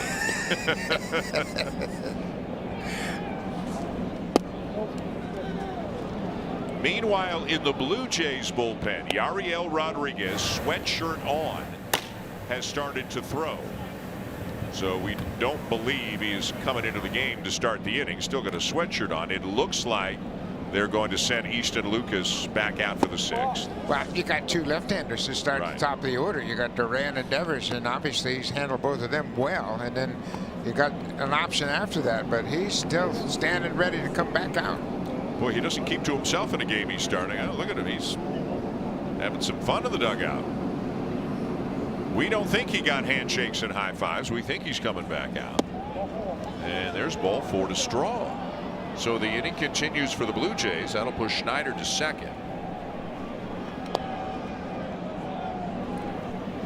And now Narvaez and Andrew Bailey, the pitching coach, and the rest of the infielders are going to the mound. Gives us a chance to look again at the George Springer home run. It's a pretty sight. Scoreless ball game here in the 6th. It looked like a cutter that didn't get inside. Springer's not sure if it's going to go off the wall or over the wall, and he hustles out of the box. Well, what a big swing, and what a great start for George Springer. He's 1 for 2 tonight. He has walked, struck out, and homered, and he now has 16 hits. He has 2 homers and 9 ribbies early going. He's hitting .457 right now. Crochet at 100 pitches. Here's Heineman, who was 1 for 2, had a base hit off Crochet in his last at bat.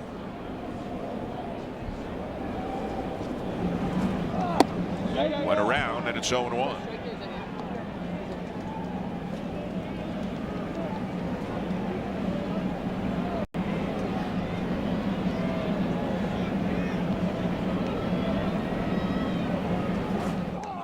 Ground ball to the right side. Campbell has it. Throw to first is wide.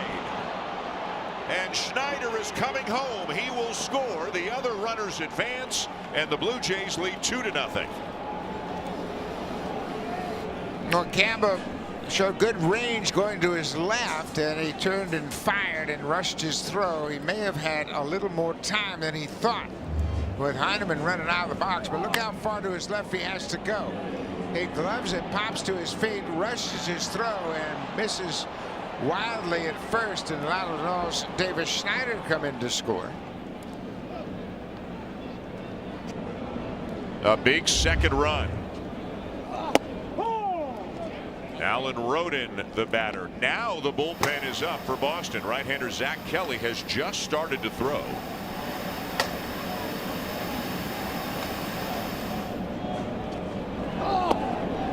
So base hit, E4, no RBI, 2-0. Boy, if Rodin could come up with a base hit here and score another run or two. Runners at second and third, 2 down.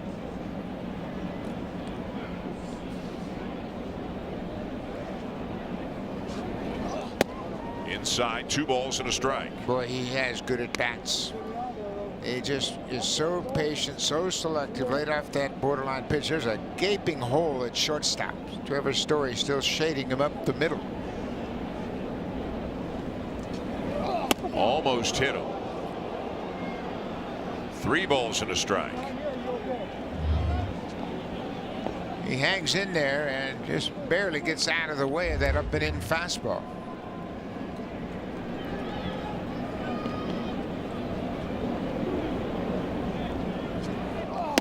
And that's ball 4. He draws a walk, and that's going to load the bases for Bo Bichette. And what's Alex Cora going to do? Is Zach Kelly ready? Is Cora going to make the move? It looks like it. Here he comes.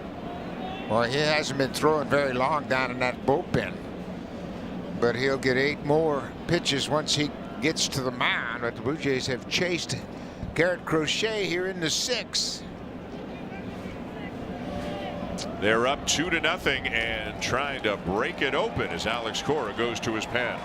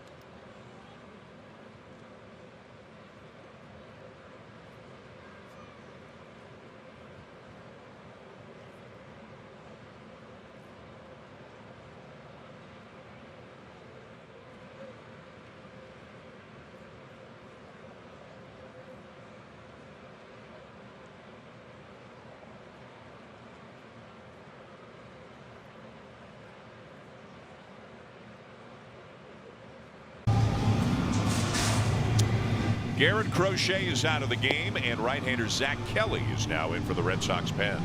Kelly is 30 years old. This will be his 4th appearance of the season. He pitched at Texas against the Rangers, went 2 innings, allowed just 1 hit, no runs, had a strikeout in that game. And he came back at Baltimore and pitched against the Orioles, picked up a win in that game as they scored late in that game. And he also had an inning against the Cardinals in which he gave up a run on 2 hits in his inning of work. He's inherited a nasty situation here in the 6th. Bases loaded, 2 down, 2-0 Blue Jays. Bichette the batter.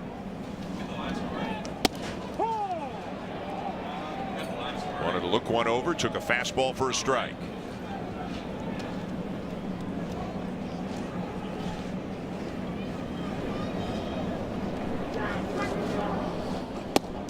Took another one. 0-2. Kelly throws a lot of breaking balls. I think Bo was probably thinking he was going to get a breaking ball on one of those first 2 pitches. Straw at third, Heineman at second, Roden at first. Foul ball.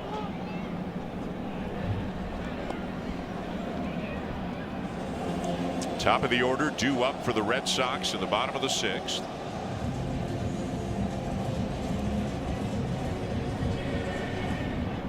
Boy, the Bregman error, a big play, allowed the Blue Jays to score that second run, eventually allowed them to score that second run, the first on the homer by Springer. Now 1-2 on Bichette.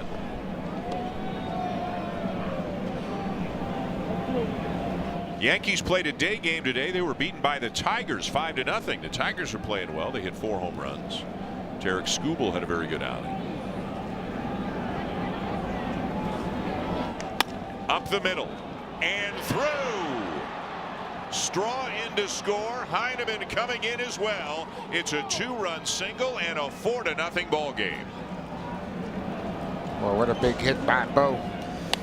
A 2-out 2-run single to expand their lead 4-0 now. And how about the bottom of the order? Straw drawing a walk, Roden drawing a walk, setting the table for Bo Bichette. Red Sox go to the bullpen, and Bo has an answer for them. Base hit up the middle. 2 more runs come in to score. Alan Roden stopped immediately at second base with 2 outs.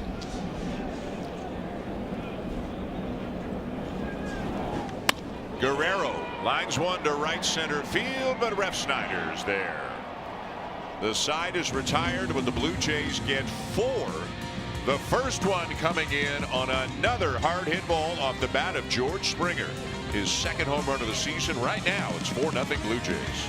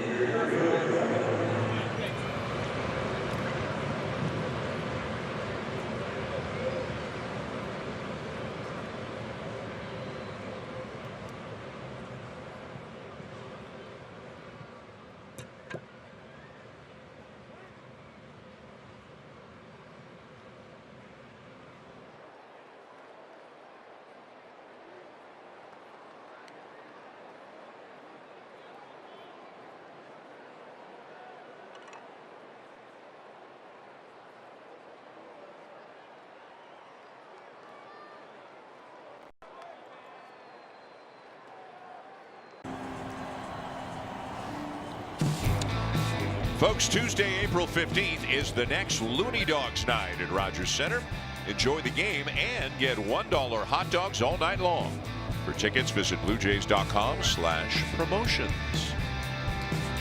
Atlanta's going to be in town on that Looney Dogs Tuesday. Meanwhile, Easton Lucas, these numbers are pretty similar to what he did against Washington in his first major league start.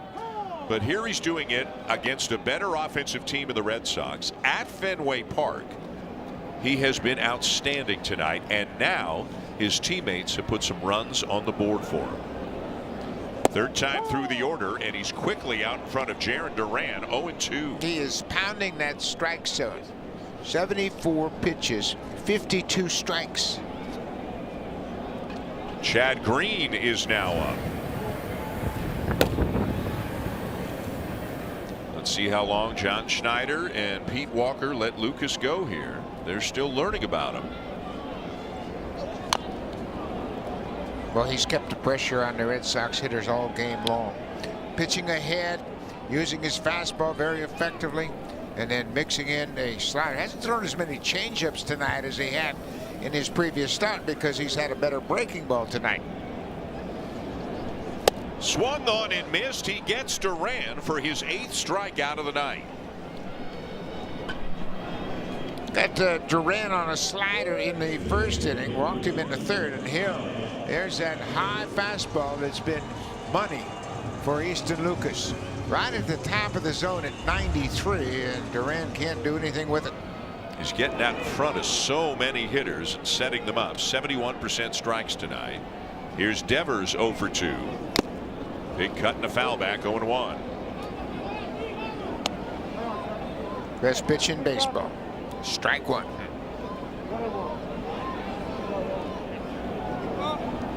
And it doesn't have to be 1,000,000 miles an hour.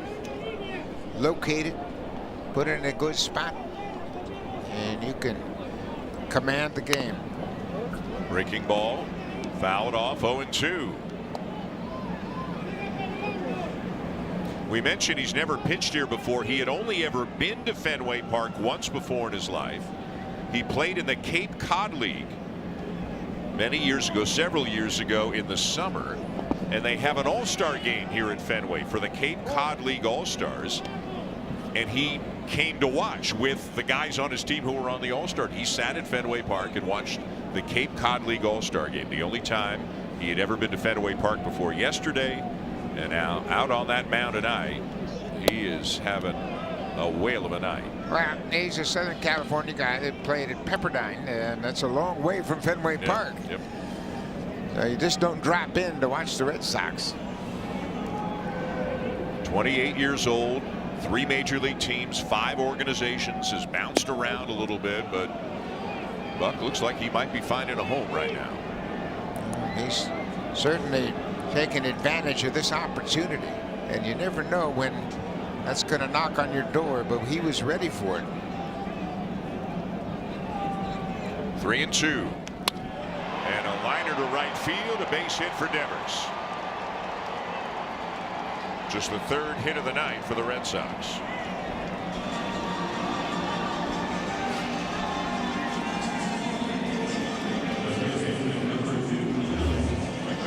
And Devers has been red hot, and that breaking ball got to the outside corner, but he's able to line it. The outfielders in this situation are playing very deep, and here comes John Snyder, a very deliberate walk to the mound, and that generally indicates he's going to make a pitching change. Yeah, if he jogs out, he might just be there for a conversation. There's the call. So Easton Lucas will go 5 1/3 tonight. Give up 3 hits, walked 1, struck out 8, easily a career high for him. He's got to feel great about his night. Here comes Chad Green.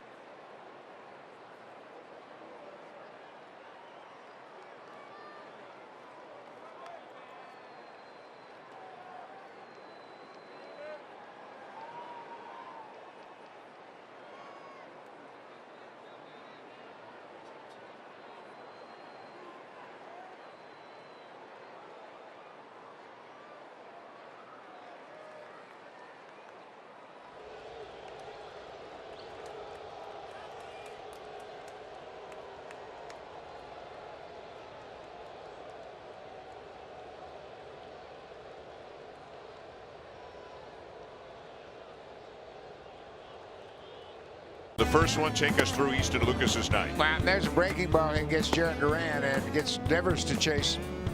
That was in the first inning. Rob Refsnyder goes after that high fastball. The breaking ball was something he didn't have in this game against the Nationals, but he's always had the good location with the fastball. A career high 8 strikeouts, and he gets Duran for a second time, and he chases that high fastball. Just 93, 94 miles an hour, but the location was outstanding. Good congratulations from his skipper, John Schneider, and 2 good starts in a row for Easton Lucas. And now John Schneider turns it over to the bullpen. Chad Green is in with a runner at first, one out here in the 6th inning. 4-0 for the Blue Jays. The first batter Green will face is Alex Bregman, who was 0 for 2 on a couple of fly ball outs against Lucas. And a strike at the top of the zone. And Bregman is 0 for 5 going up head-to-head against Chad Green. They have kept him pretty quiet so far in the first 2 games. Devers a short lead as the slider misses outside. 4-0 Blue Jays, all 4 runs coming in the top half of this inning.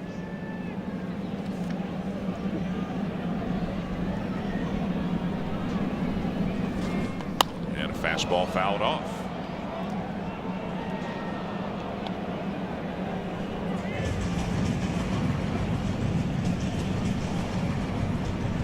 Two-pitch guy, fastball slider. You can see the pitch usage so far this season.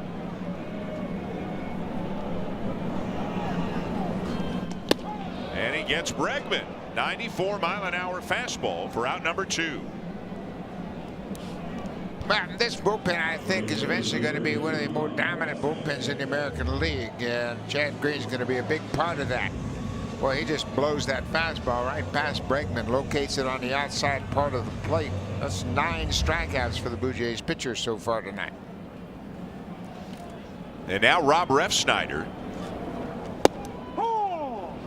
This is interesting. You know, playing right field, hitting cleanup because a lefty was on the mound. This could be a Wilyer Abreu spot. He's a very good hitter in their regular right fielder, but Alex Cora maybe waiting for a bigger situation, more men on base later on. So Refsnyder will get a shot here at Green. Yeah, he's got Tristan Casas and Wilyer Abreu plus David Hamilton, all left-handed bats at his disposal. But this isn't the situation with 2 outs and a runner at first.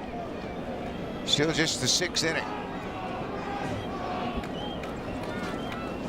1-2 went after a fastball down and out of the zone. Yeah, this spot is likely to come up again in the ball game, so you want to make sure that you save those good left-handed bats for impactful situations.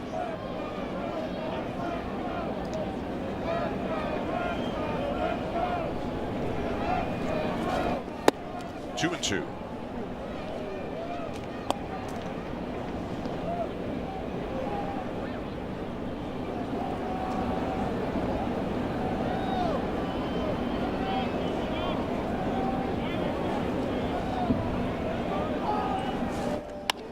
That's a fair ball. Out into shallow left. Bichette goes to get it, and Devers wisely does not risk trying for third. It'll be a base hit for Refsnyder. 2 on, 2 out. Yeah, that's a little nuance here at Fenway Park. That ball just inside the bag at third goes down and hits that wall down the left field line. And the shortstop, once he sees that, he has to go get it. The left fielder is going to have too long a run to get to it. Bo goes after it, and he's able to get it back in the infield to keep the runner from going to third. Devers stops at second.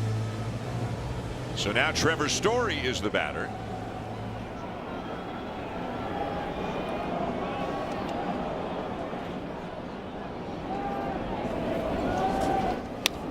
And he fouls it off. 0-1.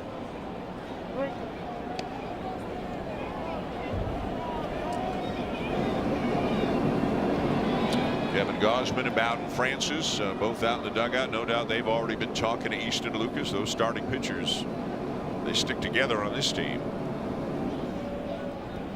Bowden Francis is off too. I mean, they both are, but all the starting pitchers are off to a nice start on this team right now. But it's really nice in the case of Francis, obviously a much less established guy than the likes of a Gausman or a Bassett or a Barrios, to see that Bowden has gotten off to a good start this year after how incredibly well he finished last year. 1-2 now the count on Story. It's a lot of good signs in the starting rotation. It's a long season, but Gausman's velocity is up. Bassett has been very sharp. Barrios was terrific last night. Francis has been good, and now Lucas doing an admirable job filling in Max Scherzer's spot.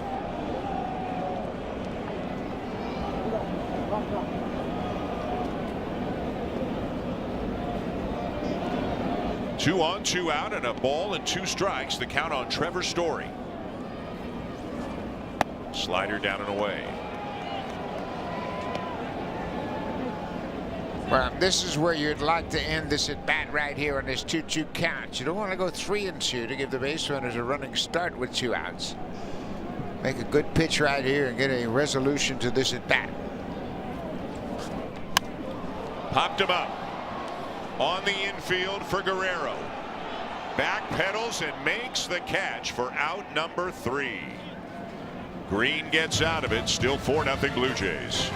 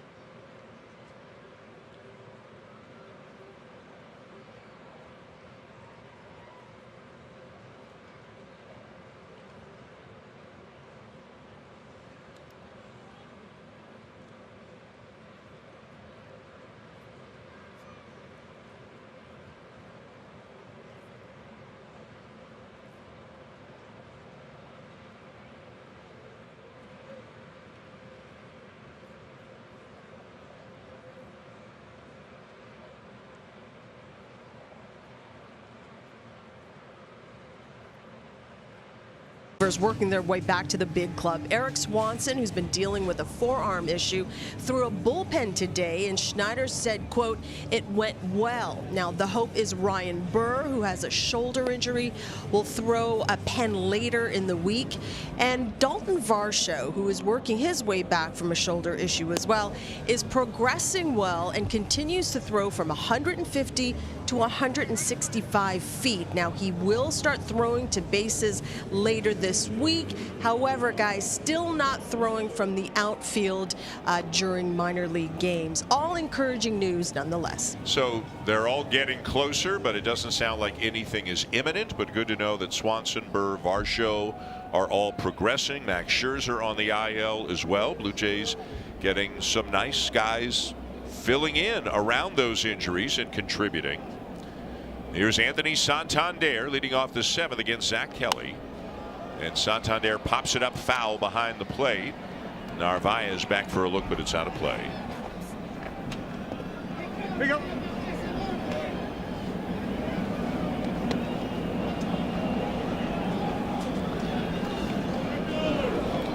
Easton Lucas still in the dugout, probably just taking it all in. Easton, I know this, when you get back to your locker after the game, you're going to have a lot of text messages on your phone.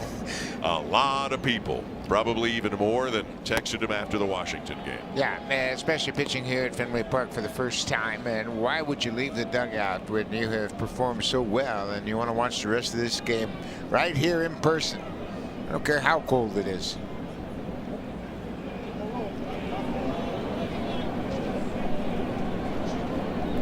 Couple of strikes on Santander. He'll be followed by Springer and Clement. And Santander down on strikes. If you missed it earlier, this is where the offense got going. George Springer is staying hot, and he hit this one a long way.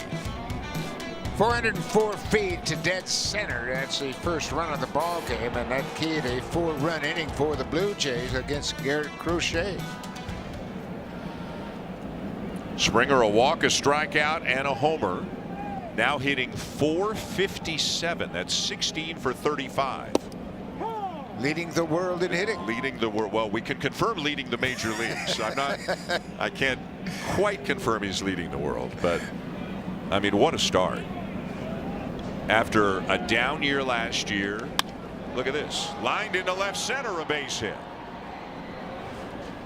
It'll be a single for Springer, his second hit of the night. Third time on base. He is 17 for 36 now. And another good fastball that he gets to. think that's the biggest difference is he's handling pitches in all parts of the strike zone, hitting velocity, hitting breaking balls, and hitting off-speed pitches. He's hot. He's at first with a 1 out for Ernie Clement. 2 is 1 for 3. Springer was running, and it was fouled back by Clement. It's 0-1. Now, they were playing hit and run right there because Springer was watching Clement as he took off. And Ernie, he is, according to the coaching staff, the best contact hitter on the team, and they started the runner with 1 out.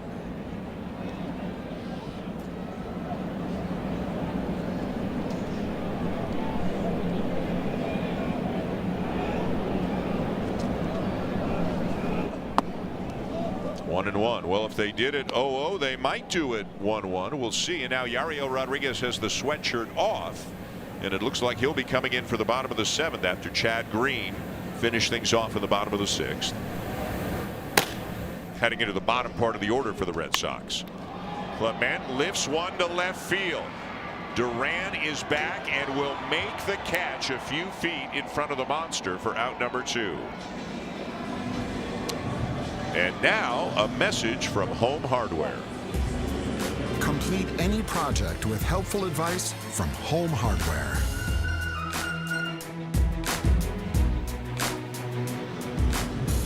Well, the Blue Jays came close there, but Clement left it just a few feet shy of the green monster. And now with 2 down and a runner at first, Andres Jimenez is going to hit for Davis Schneider. A natural move, get a left-handed bat in there, and Jimenez a better defender. He'll come in to play defense with the Blue Jays leading. First game this year that Jimenez did not start. He had a big game last night in every aspect of baseball. He walked, had a sac fly, he walked and scored, had 2 stolen bases, made some terrific defensive plays, and had a great tag at second base. And now he's got a foul ball. I thought that one was staying fair, but hooked it foul. That's a nice, easy souvenir for those 2 kids to fight over down there.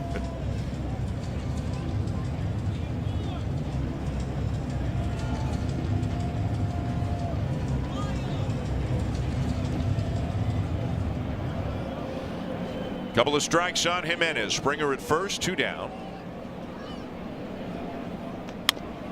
And a ground ball out towards second. Campbell the flip to force the lead runner and to retire the side. 7th inning stretch in Boston. Still 4-0 Blue Jays.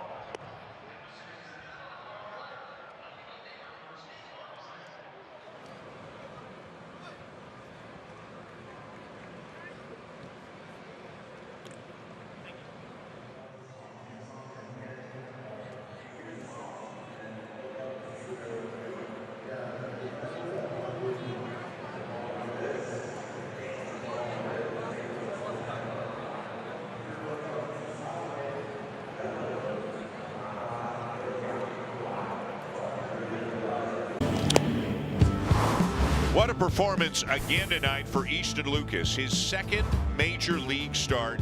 He goes 5 1/3 scoreless innings with 8 Ks here at Fenway. First pitch strikes to 17 of 20 batters he faced tonight, and he had a good delivery working. He had consistent location. He struck out 4 of the first 5 batters he faced. and set down the first 8 before Rafaela got a single off him in the third. A terrific outing. And now the Blue Jays bullpen will try to keep the Red Sox off the scoreboard. Second man out of the bullpen tonight, Yariel Rodriguez. His 5th appearance of the season. Rodriguez kind of taking over the role of Eric Swanson for the time being. Jimmy Garcia threw 24 pitches last night, and he's questionable for tonight. 6, 7, 8 for the Red Sox, beginning with Christian Campbell, who looks at a fastball over the outside corner. Campbell a fly ball to center and a strikeout. Romy Gonzalez is out on deck. They've got the likes of Tristan Casas and others in there. Obviously, Rodriguez has to face 3 batters, but Alex Cora again not going to his bench just yet. To center field, Straw charging, and he is there to make the catch.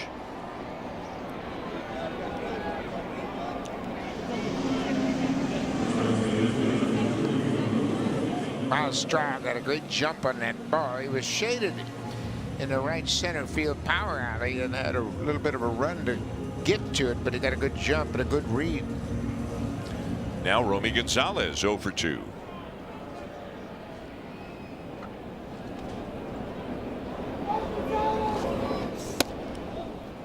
.96, but outside for ball 1.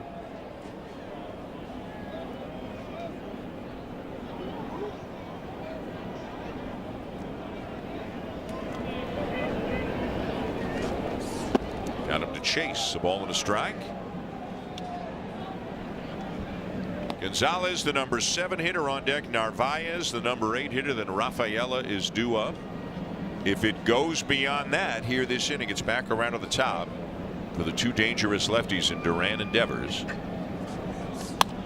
This one down the left field line, a fair ball. Rodin's got to chase it into the corner, and Gonzalez is into second with a double. That's his 3rd double of the season. He's off to a good start with the bat. He is now 7 for 14. And he keeps things alive here with a single double down the left field line. Rodin plays it back into the cutoff man. 1-out double. Brendan Little's gotten up, and Pete Walker is on his way out to the mound, and this might be just to give Little a little bit more time. A pinch hitter, well, here's the other reason, because a pinch hitter has been announced into the game. Wilyer Abreu is going to hit for Carlos Narvaez, the catcher. Now Rodriguez has to stay. This is the 3rd batter. They can't make a move to Little here, so this is Pete giving Rodriguez information about Abreu. Yeah, just scouting report about Abreu, and Abreu is off to a good start. He was over 4 with a couple of strikeouts in the game last night. Now you see Gonzalez get back to second base. He went into the dugout for a minute. Abreu off to a great start. You can see that by looking at the numbers. He was quiet last night, though, 0 for 4 with a couple of strikeouts. 4-0 Blue Jays. Runner at second, 1 out for the Sox here, bottom 7. This is a soft liner out to short, caught by Bichette, 2 down. Boy, that's exactly what Rodriguez and the Blue Jays needed. Just don't let him get any momentum. Retire a dangerous hitter. Now he's got the number 9 hitter. If he can get Rafaela, he'll end the inning. Yeah, and I think Rodriguez and his assortment of pitches plays very well out of the bullpen. He has pared down his mix. He's using a fastball, slider, and a split, and he's not using the curveball in this role. And he's got a good fastball. And I think his fastball will play up pitching out of the bullpen because he knows it's going to be short stints when he comes out of the pen. And remember, when Scherzer was hurt, the conversation was, well, who will fill in that spot? Easton Lucas has kind of grabbed it right now with what he's done.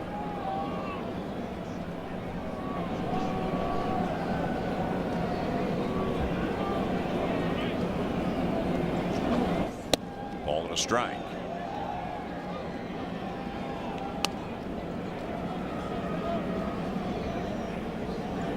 Little looking on. Jarren Duran on deck. Rodriguez trying to end the inning in this at bat. 1-2.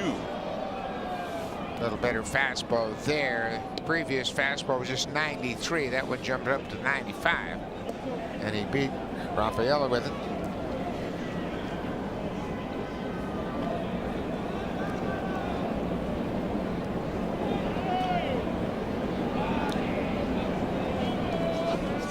Bounces one in, blocked by Heineman.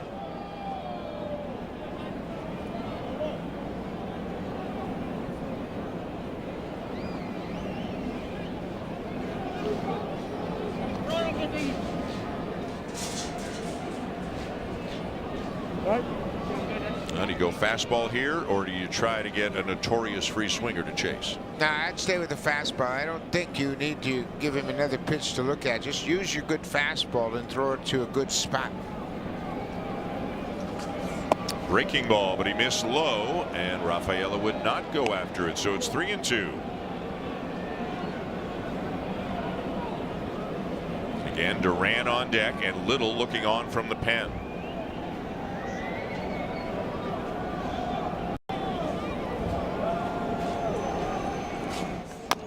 High chopper up the middle, hard play, and it's off the glove of Jimenez into center. A run will score. Gonzalez is in, Rafaela is aboard, and it's 4-1. Tough play for Jimenez just into the game, and it was a do-or-die backhanded try, and it went off his glove, and that'll be a base hit and an RBI. Gonzalez, who doubled, comes in to score, and you can see how deep Jimenez is in second base. The ball is chopped right in front of home plate, and he's got to try to backhand it and swipe it all in one motion and can't come up with it. That's a tough base hit, and the Red Sox are on the board, and the Blue Jays will make a pitching change. Top of the order coming up, and here comes Brendan Little.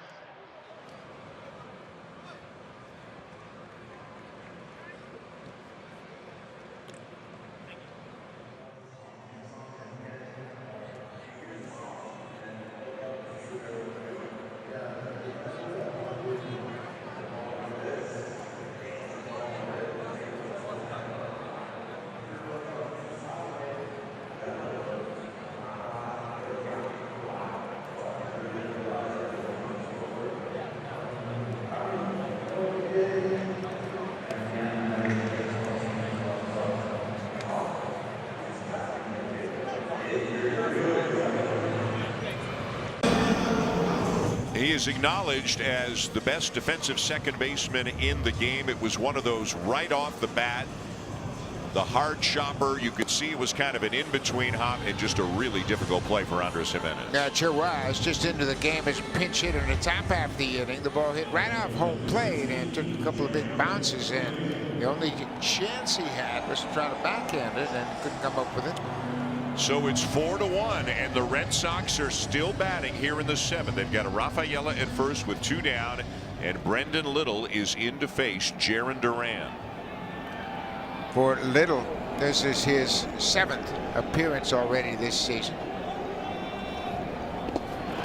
Bounces in and away from Heineman, and the wild pitch will allow Rafaela to go to second.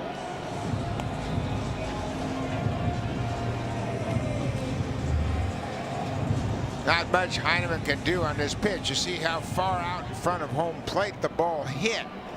And Heineman tried to play it off his chest protector. It bounces back on the screen above the backstop. And now right down the middle on the next offering. It's 1-1. Duran a couple of strikeouts against Easton Lucas tonight. He also walked.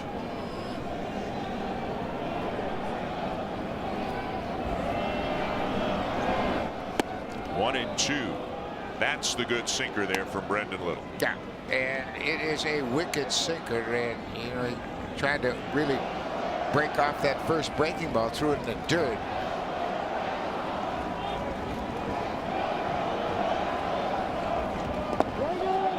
He went around. The home plate umpire, Ron Culpa, will make the call. Little strikes out Duran, and the inning is over. The Red Sox get one, but the Blue Jays still lead 4-1 as we go back to the studio. Jamie and Joe are in the home hardware studio.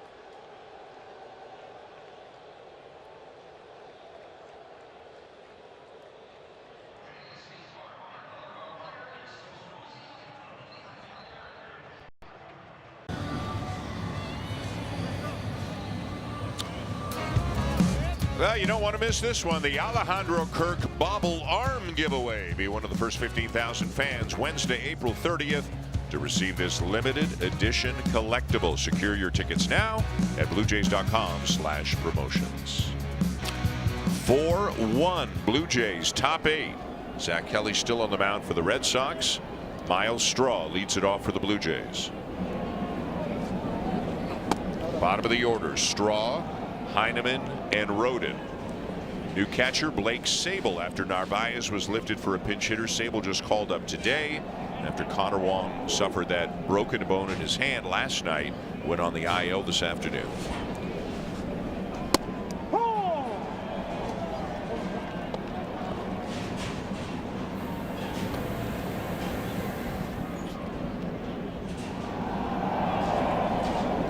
Blue Jays up 3, but would love more. After all, this is Fenway. And Straw gets it started with a base hit.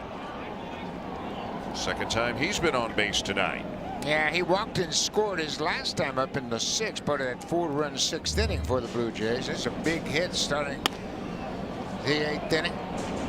He's had a good spring with the bat, going all the way back into spring training. He said he's in a good spot, a lot of confidence. He's really meshed well with the hitting coaches. Now Alex Bregman Buck way in at third. The Red Sox think there's a bunt possibility here from Tyler Heineman. Again, you've got to direct that bunt to the first baseman, make him make the play, and keep it away from Bregman. Roden bunted in Bregman's direction earlier in the game, and Bregman threw out the lead runner at second.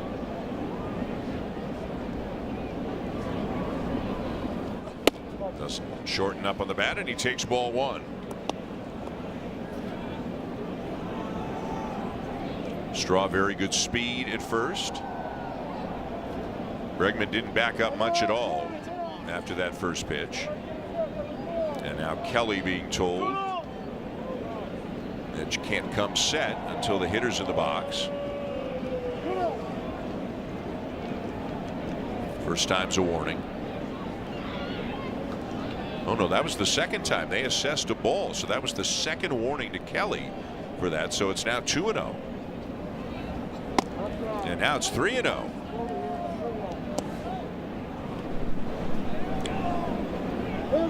Nick Sandlin is up in the bullpen for the Blue Jays, so that tells you that Jimmy Garcia is unavailable tonight. 24 pitches in last night's game. They got to figure out who they want to get the next 3 outs before they get it to Jeff Hoffman. Ball 4. Heineman's aboard. Well, the bottom of the order did a great job in the 6th inning with Straw walking, and Heineman had a base hit, and then Roden drew a walk.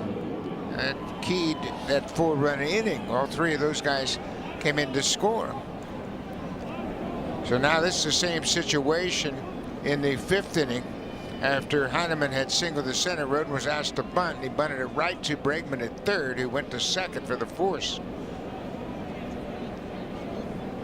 A great opportunity to add some insurance here. 1st and 2nd, nobody out for Roden.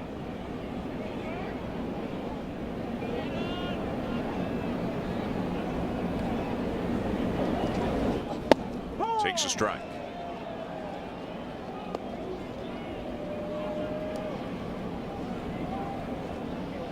Alex Cora's Red Sox, the very same record the Blue Jays have. Both teams are 6-5. The Yankees are as well after they lost today in Detroit.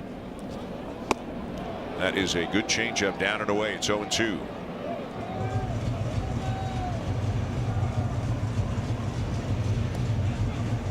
Granted, it's only 11 games in. We all understand that, but the whole division is separated by 1 game right now. Wouldn't it be crazy if, and it's got a chance this year to be all 5 teams clustered together.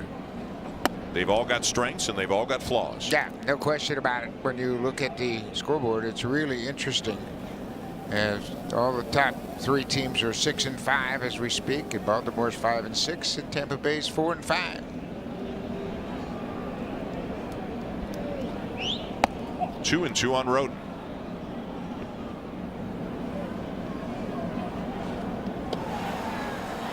Now in the Red Sox pen, Josh Winkowski is up. He was just called up today. Robert Stock, who filled in yesterday, was sent back down, and they bring up Winkowski for this one.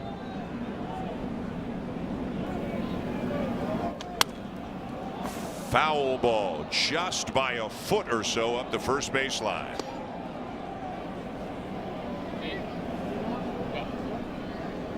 And Roden broke his bat. He's going to need a new bat as he gets it from the dugout. Yeah, the Red Sox, very much like the Blue Jays, have their AAA club not too far away. So if they need an emergency player or fill in, they can just call down to Worcester and get him up here quickly, just like the Buffalo-Toronto situation.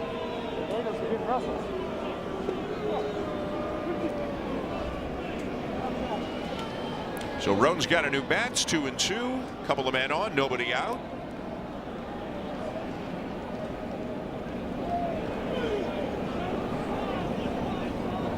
And the pitch. Very high. It's a full count. Roden has shown good patience. He showed it throughout his minor league career, and he has shown it in his brief major league career. You saw Bo Bichette is on deck.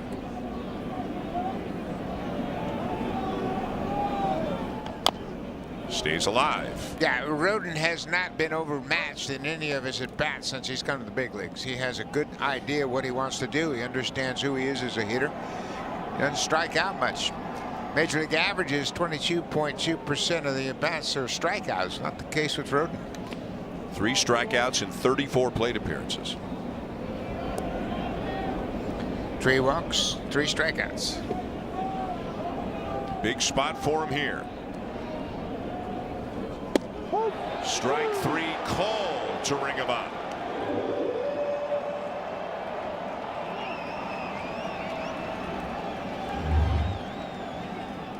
Three-two pitch, and it caught the plate, no question about it. Changeup with a little movement to the outer half. Out number 1 here in the top of the 8th. Kelly will stay to face Bo Bichette. Bichette is having a good night. 2 for 3 with a walk. The last time up, he drove in a couple of runs with a base hit.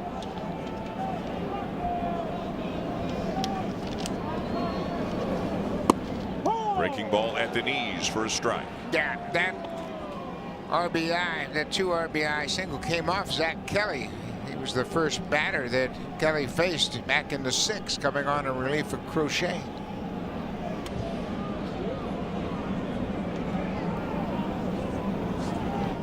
Bounced in, 1 ball, 1 strike. The second baseman Campbell trying to keep Straw close out at second. Heineman the trail runner at first. Boy, if I'm Nick Sandlin, I think I go back underneath and sit down and get near that heater. He's been up a long time right now in the cold. And who knows how long it'll be. Yeah, and just 1 out now. I mean, this thing could go on for another 10-15 minutes. But he's going to throw a pitch every now and then just to stay loose as possible. After all, he's going to have to pitch in this weather. And it could be him coming in, or maybe Little starts the inning and then Sandlin takes over.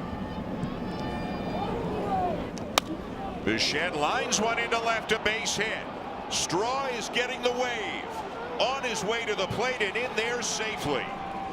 3rd hit, 3rd RBI of the night for Bichette. It is 5-1. Well, we talk all the time about Vladdy Guerrero Jr. hitting in this ballpark. Bo Bichette likes hitting here as well. He came into this game a .333 career hitter. And he's driven in 3 more runs tonight. That gives him 28 RBIs in 30 games here at Fenway Park. And he hits a tough pitch. Right at the bottom of the zone, the 2-seamer. And boy, that's a huge hit for the Blue Jays here in this situation late in the game.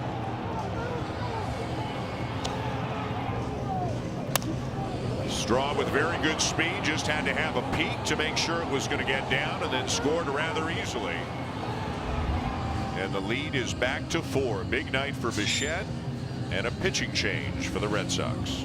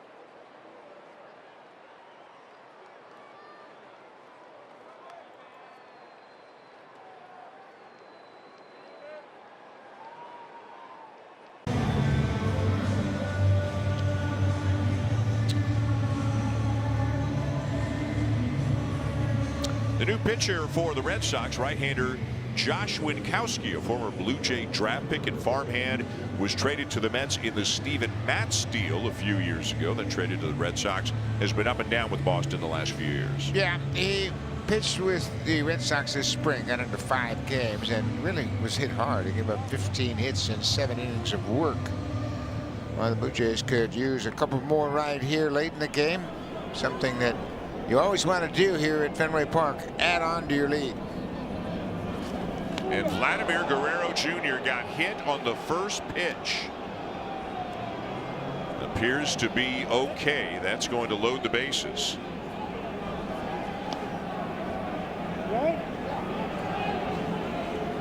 That first pitch from Winkowski runs up and in, and Vladdy just turns his back on it. Hits him in the back of the shoulder.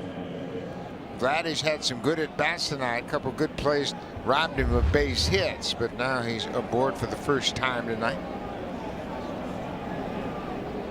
So the bases are loaded, just 1 out, and here's Anthony Santander, 0 for 4. As you have probably read or heard he has been a notorious slow starter in his career, so I don't think there's any concern. But boy, wouldn't he love a ball in the gap somewhere. Yeah, he's only driven in 1 run so far.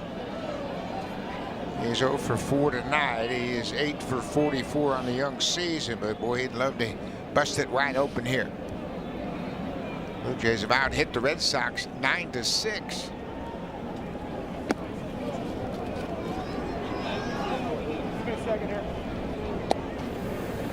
Mason Fluharty has joined Nick Sandlin. So perhaps if the lead grows a certain amount, then Fluharty's going to come in. John Schneider's got options. The bigger the lead, the more options he's got. This is where your offense can help your pitching staff. Sharply hit to the right side. The only play for Campbell is to first. It'll be a ground out and an RBI for Santander as Heineman is in. It's 6-1. Well, I tell you what, Christian Campbell's got great range. He took a hit away from Santander. He thought about second base, but wisely opted to go to first base and get it out. He looks at second, but makes the throw to first. Santander picks up his second RBI of the season. Sharply hit ground ball. But the young second baseman's got good range. Here's George Springer. Springer grounds one to third. Backhanded by Bregman, who throws him out. And the side is retired, but the Blue Jays add on a couple of runs and take a 6-1 lead to the bottom of the 8th.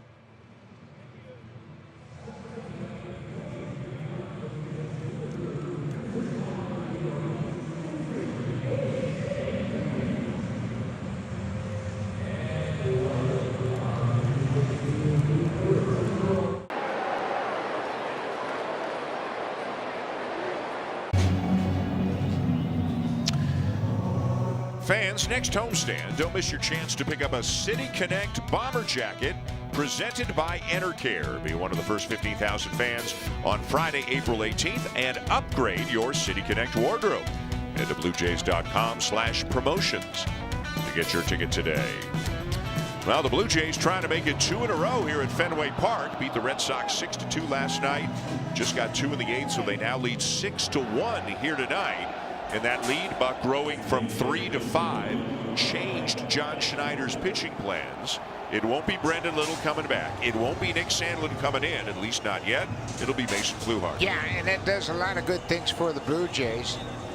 In that Little just faced one guy, Jared Duran, and he struck him out, so he'll be ready to go tomorrow night.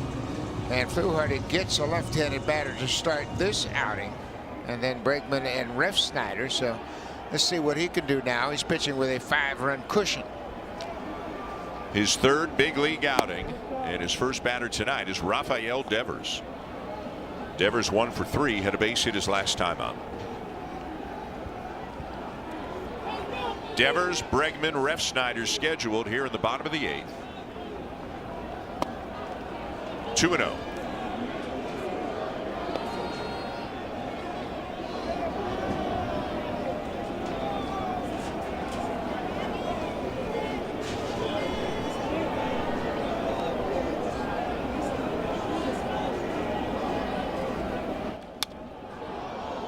cut and fouled straight back by Devers. 2-1.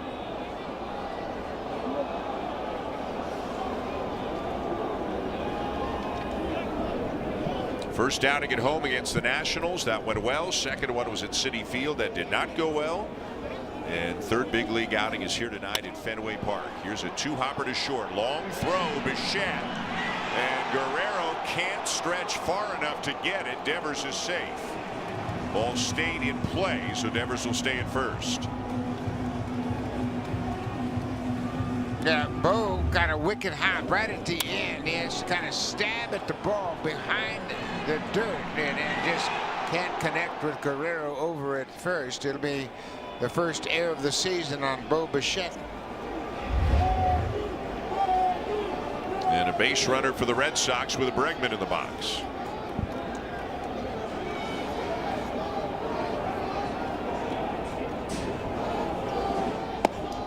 Bregman looks at a strike.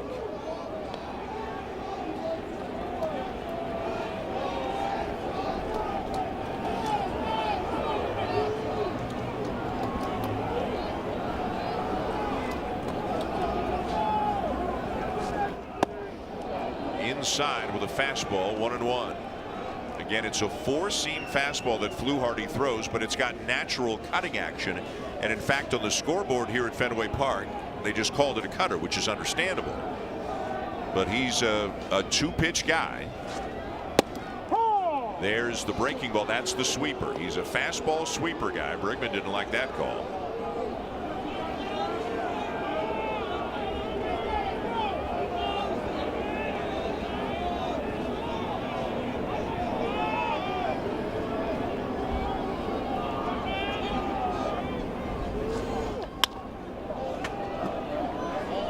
That fastball that runs inside, and Bregman pulls it in, getting his first look at Fluharty.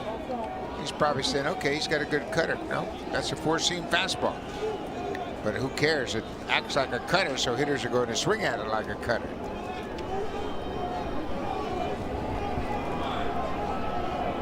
Again, the 1-2. And strike three called. Gets the call on the outside corner to ring up Bregman.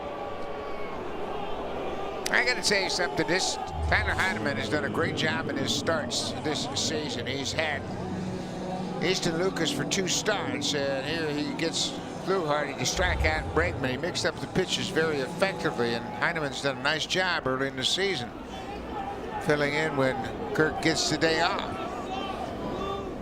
Now Rob Refsnyder looks at the sweeper for a strike.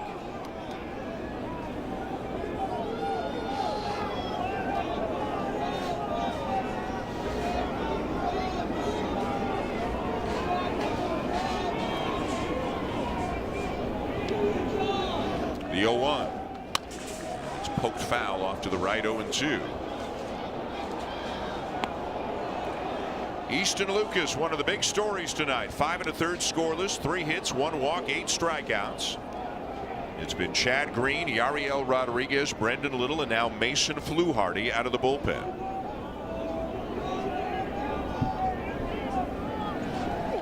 Ground ball to third. Clement, Jimenez, Guerrero, the double play. And Mason Fluharty has a scoreless inning here at Fenway in the bottom of the 8th.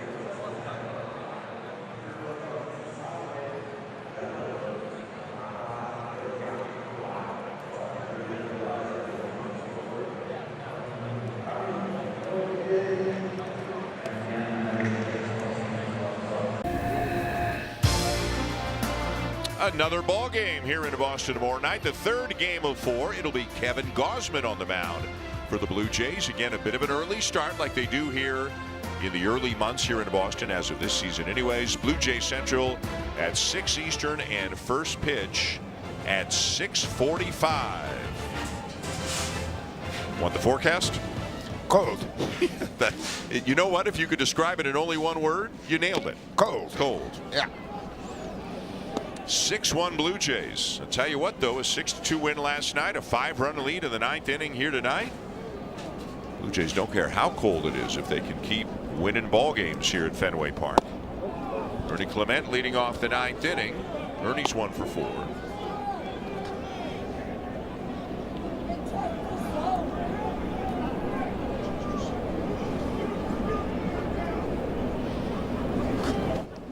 Checked the swing and he took a strike.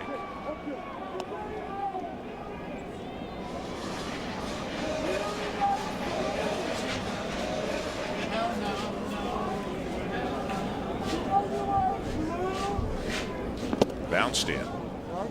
Well, here's why that Mason Fluharty inning was so big, keeping it at a 5-run lead. Now John Schneider does not have to get his closer up in the bullpen. If the Red Sox had gotten a couple of runs, Jeff Hoffman would be up. Jacob Barnes is throwing now.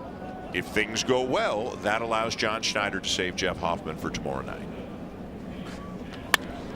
Yeah, man, everybody has a role on this team, and for Mason Fluharty, doing what he did is huge because you're right, it saves the Nick Sandlin, it saves Jimmy Garcia, who's probably not available tonight, and Jeff Hoffman, and now you got Gausman pitching and then Bassett pitching, so you want to save your leverage closer and high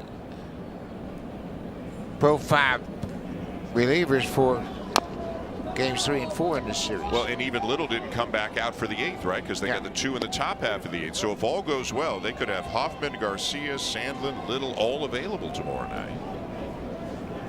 It's always a balancing act between trying to win the game you're playing and then trying to have as many fresh arms as you can available for the next one. Clement strikes out.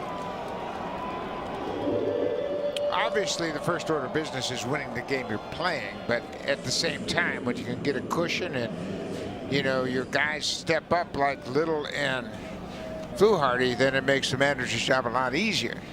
Can save those high leveraged arms for another day. Here's Andres Jimenez, who entered the game as a pinch hitter in the 7th. Bounced into a fielder's choice and then stayed in the game at second base.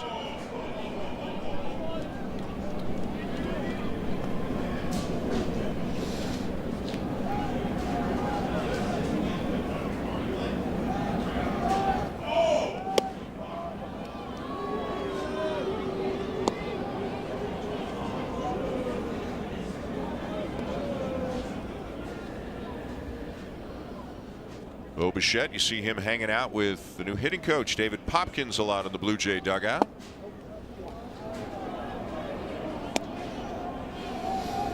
Yeah, and Bo has really connected with all 3 of the hitting coaches, and everybody's swinging the bats pretty well right now. The hits haven't really come as frequently as the at-bats have been quality at-bats. We talk about the Blue Jays elevating Crochet's pitch count. He threw 107 pitches in 5 2/3 and basically got to him in that 6th inning. You know, if you look at their, and obviously batting average is far from a perfect stat, but they're hitting .266 as a team. That's 6th in the major leagues right now. They're getting their hits, they're moving runners, they're hitting some doubles. They're just not hitting a lot of home runs. They hit one tonight. George Springer's got one tonight. They're down near the bottom in home runs. I think John Schneider kind of likes the way they're playing the game. He's just waiting for the power to come. Yeah, and the power's going to come. These guys have too good a track record not to hit home runs. And I just think the base running's been exceptional. The fielding has been terrific. The starting pitching has been great. You know, there are a lot of good things going on with this club right now. Especially coming into Fenway on the verge of taking the first 2 of a 4-game series after being swept in New York, scoring just 3 runs. Yeah. And Miles Straw has had a hand in that tonight. He has walked and singled and scored a couple of runs. He's 1 for 3 overall. Springer's got the homer tonight. the team's 6th, his 2nd.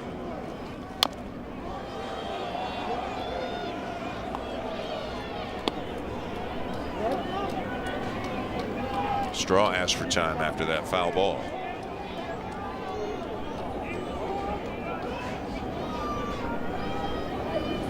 Big inning for Fluharty, his 3rd major league appearance.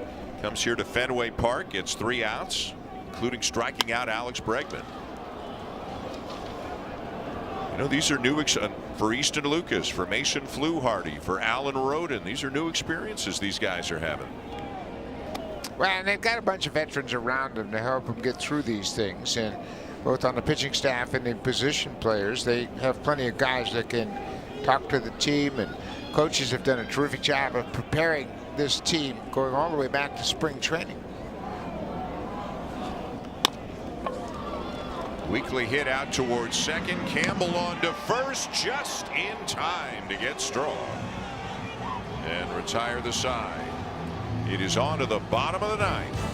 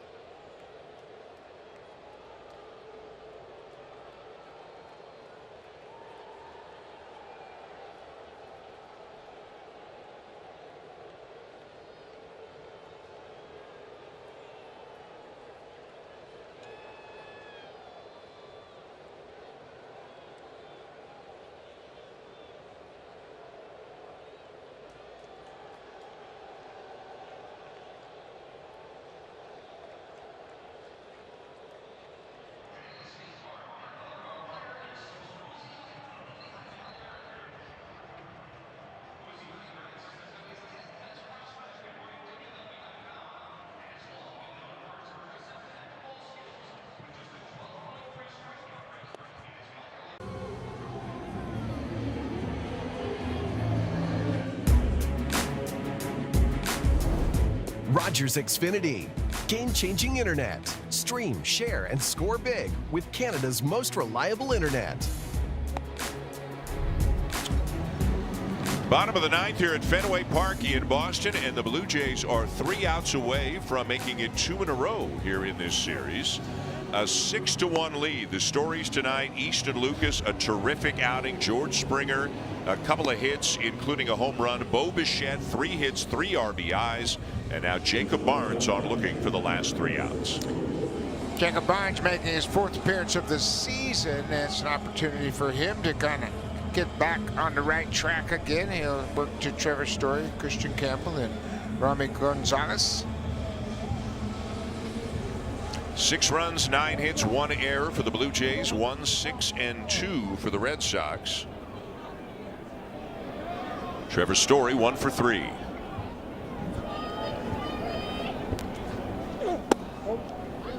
Just down and away, ball 1.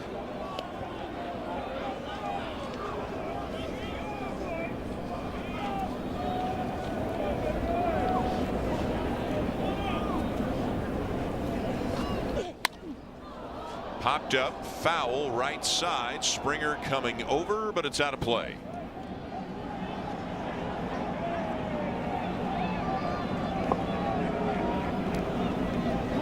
Barnes last pitched on Friday night at Citi Field against the Mets. He had a good outing. He worked an inning and 2/3. Gave up a sac fly to Starling Marte. But that was it. He had a strikeout. At a 1-2-3 7th inning, and then Yariel Rodriguez closed out that game. That was a 5-0 Mets win on Friday night. Lined into center, a base hit for Story.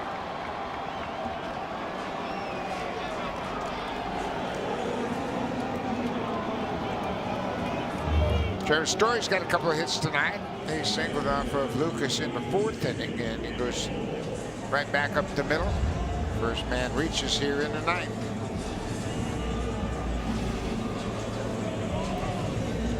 Now Barnes will face the rookie second baseman Christian Campbell, who's 0 for 3.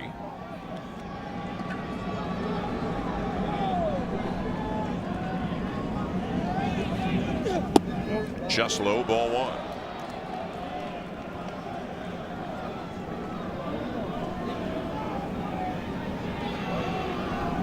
Kevin Gausman and Tanner Houck tomorrow night in Game 3 of this 4-game series. 2-0. And Heineman to the mound. One more base runner might be enough for John Schneider to ask Pete Walker to make a phone call. Yeah, and they have one more big bat on their bench, the left-hander Tristan Casas. Well, you're a Abreu pinch hit for the catcher, and obviously they had to replace him, so he is done for the night. But they still have Casas and Hamilton, 2 left-handed bats on the bench. 2 balls and a strike.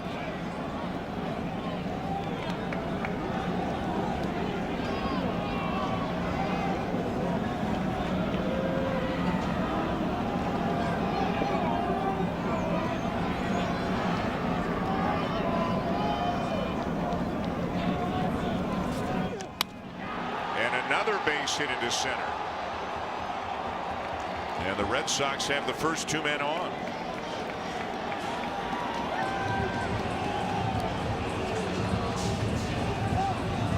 Yeah, it's probably going to get somebody working down in that Blue Jays bullpen now.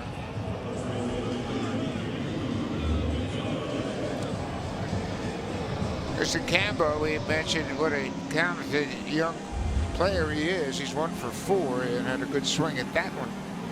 So the first 2 reach here in the 9th. Don't see anybody up just yet in the Blue Jays bullpen, but that's changing. Jeff Hoffman took the jacket off, and he will at least start soft tossing now in case his services are needed.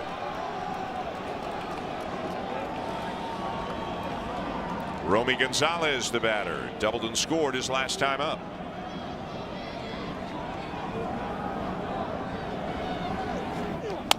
Back to the mound.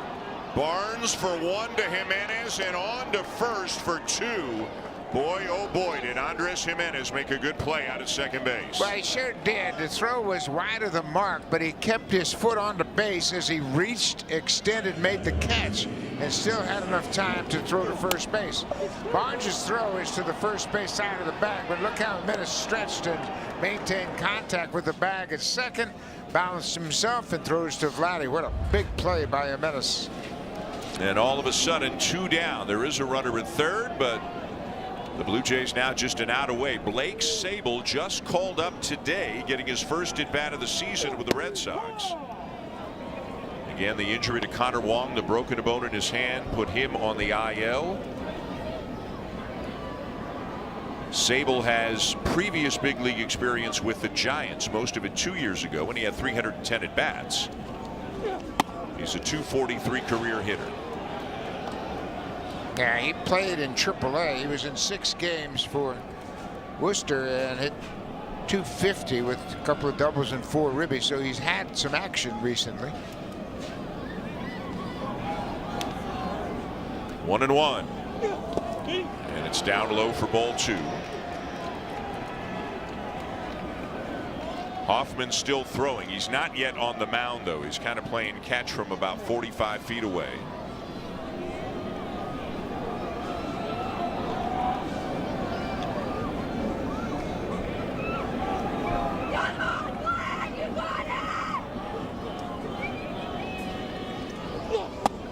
Went around 2-2, and now they're a strike away.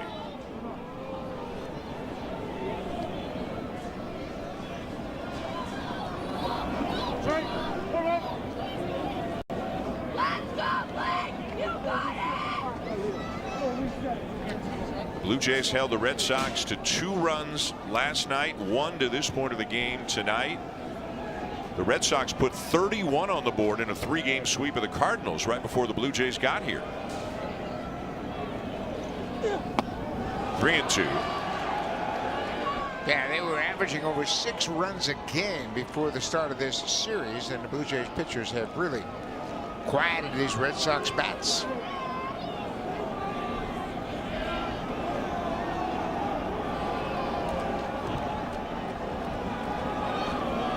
Barnes ready. And the 3-2 pitch is strike 3 called, and that's the ball game. Another good win for the Blue Jays. They score 6 runs here for the second night in a row.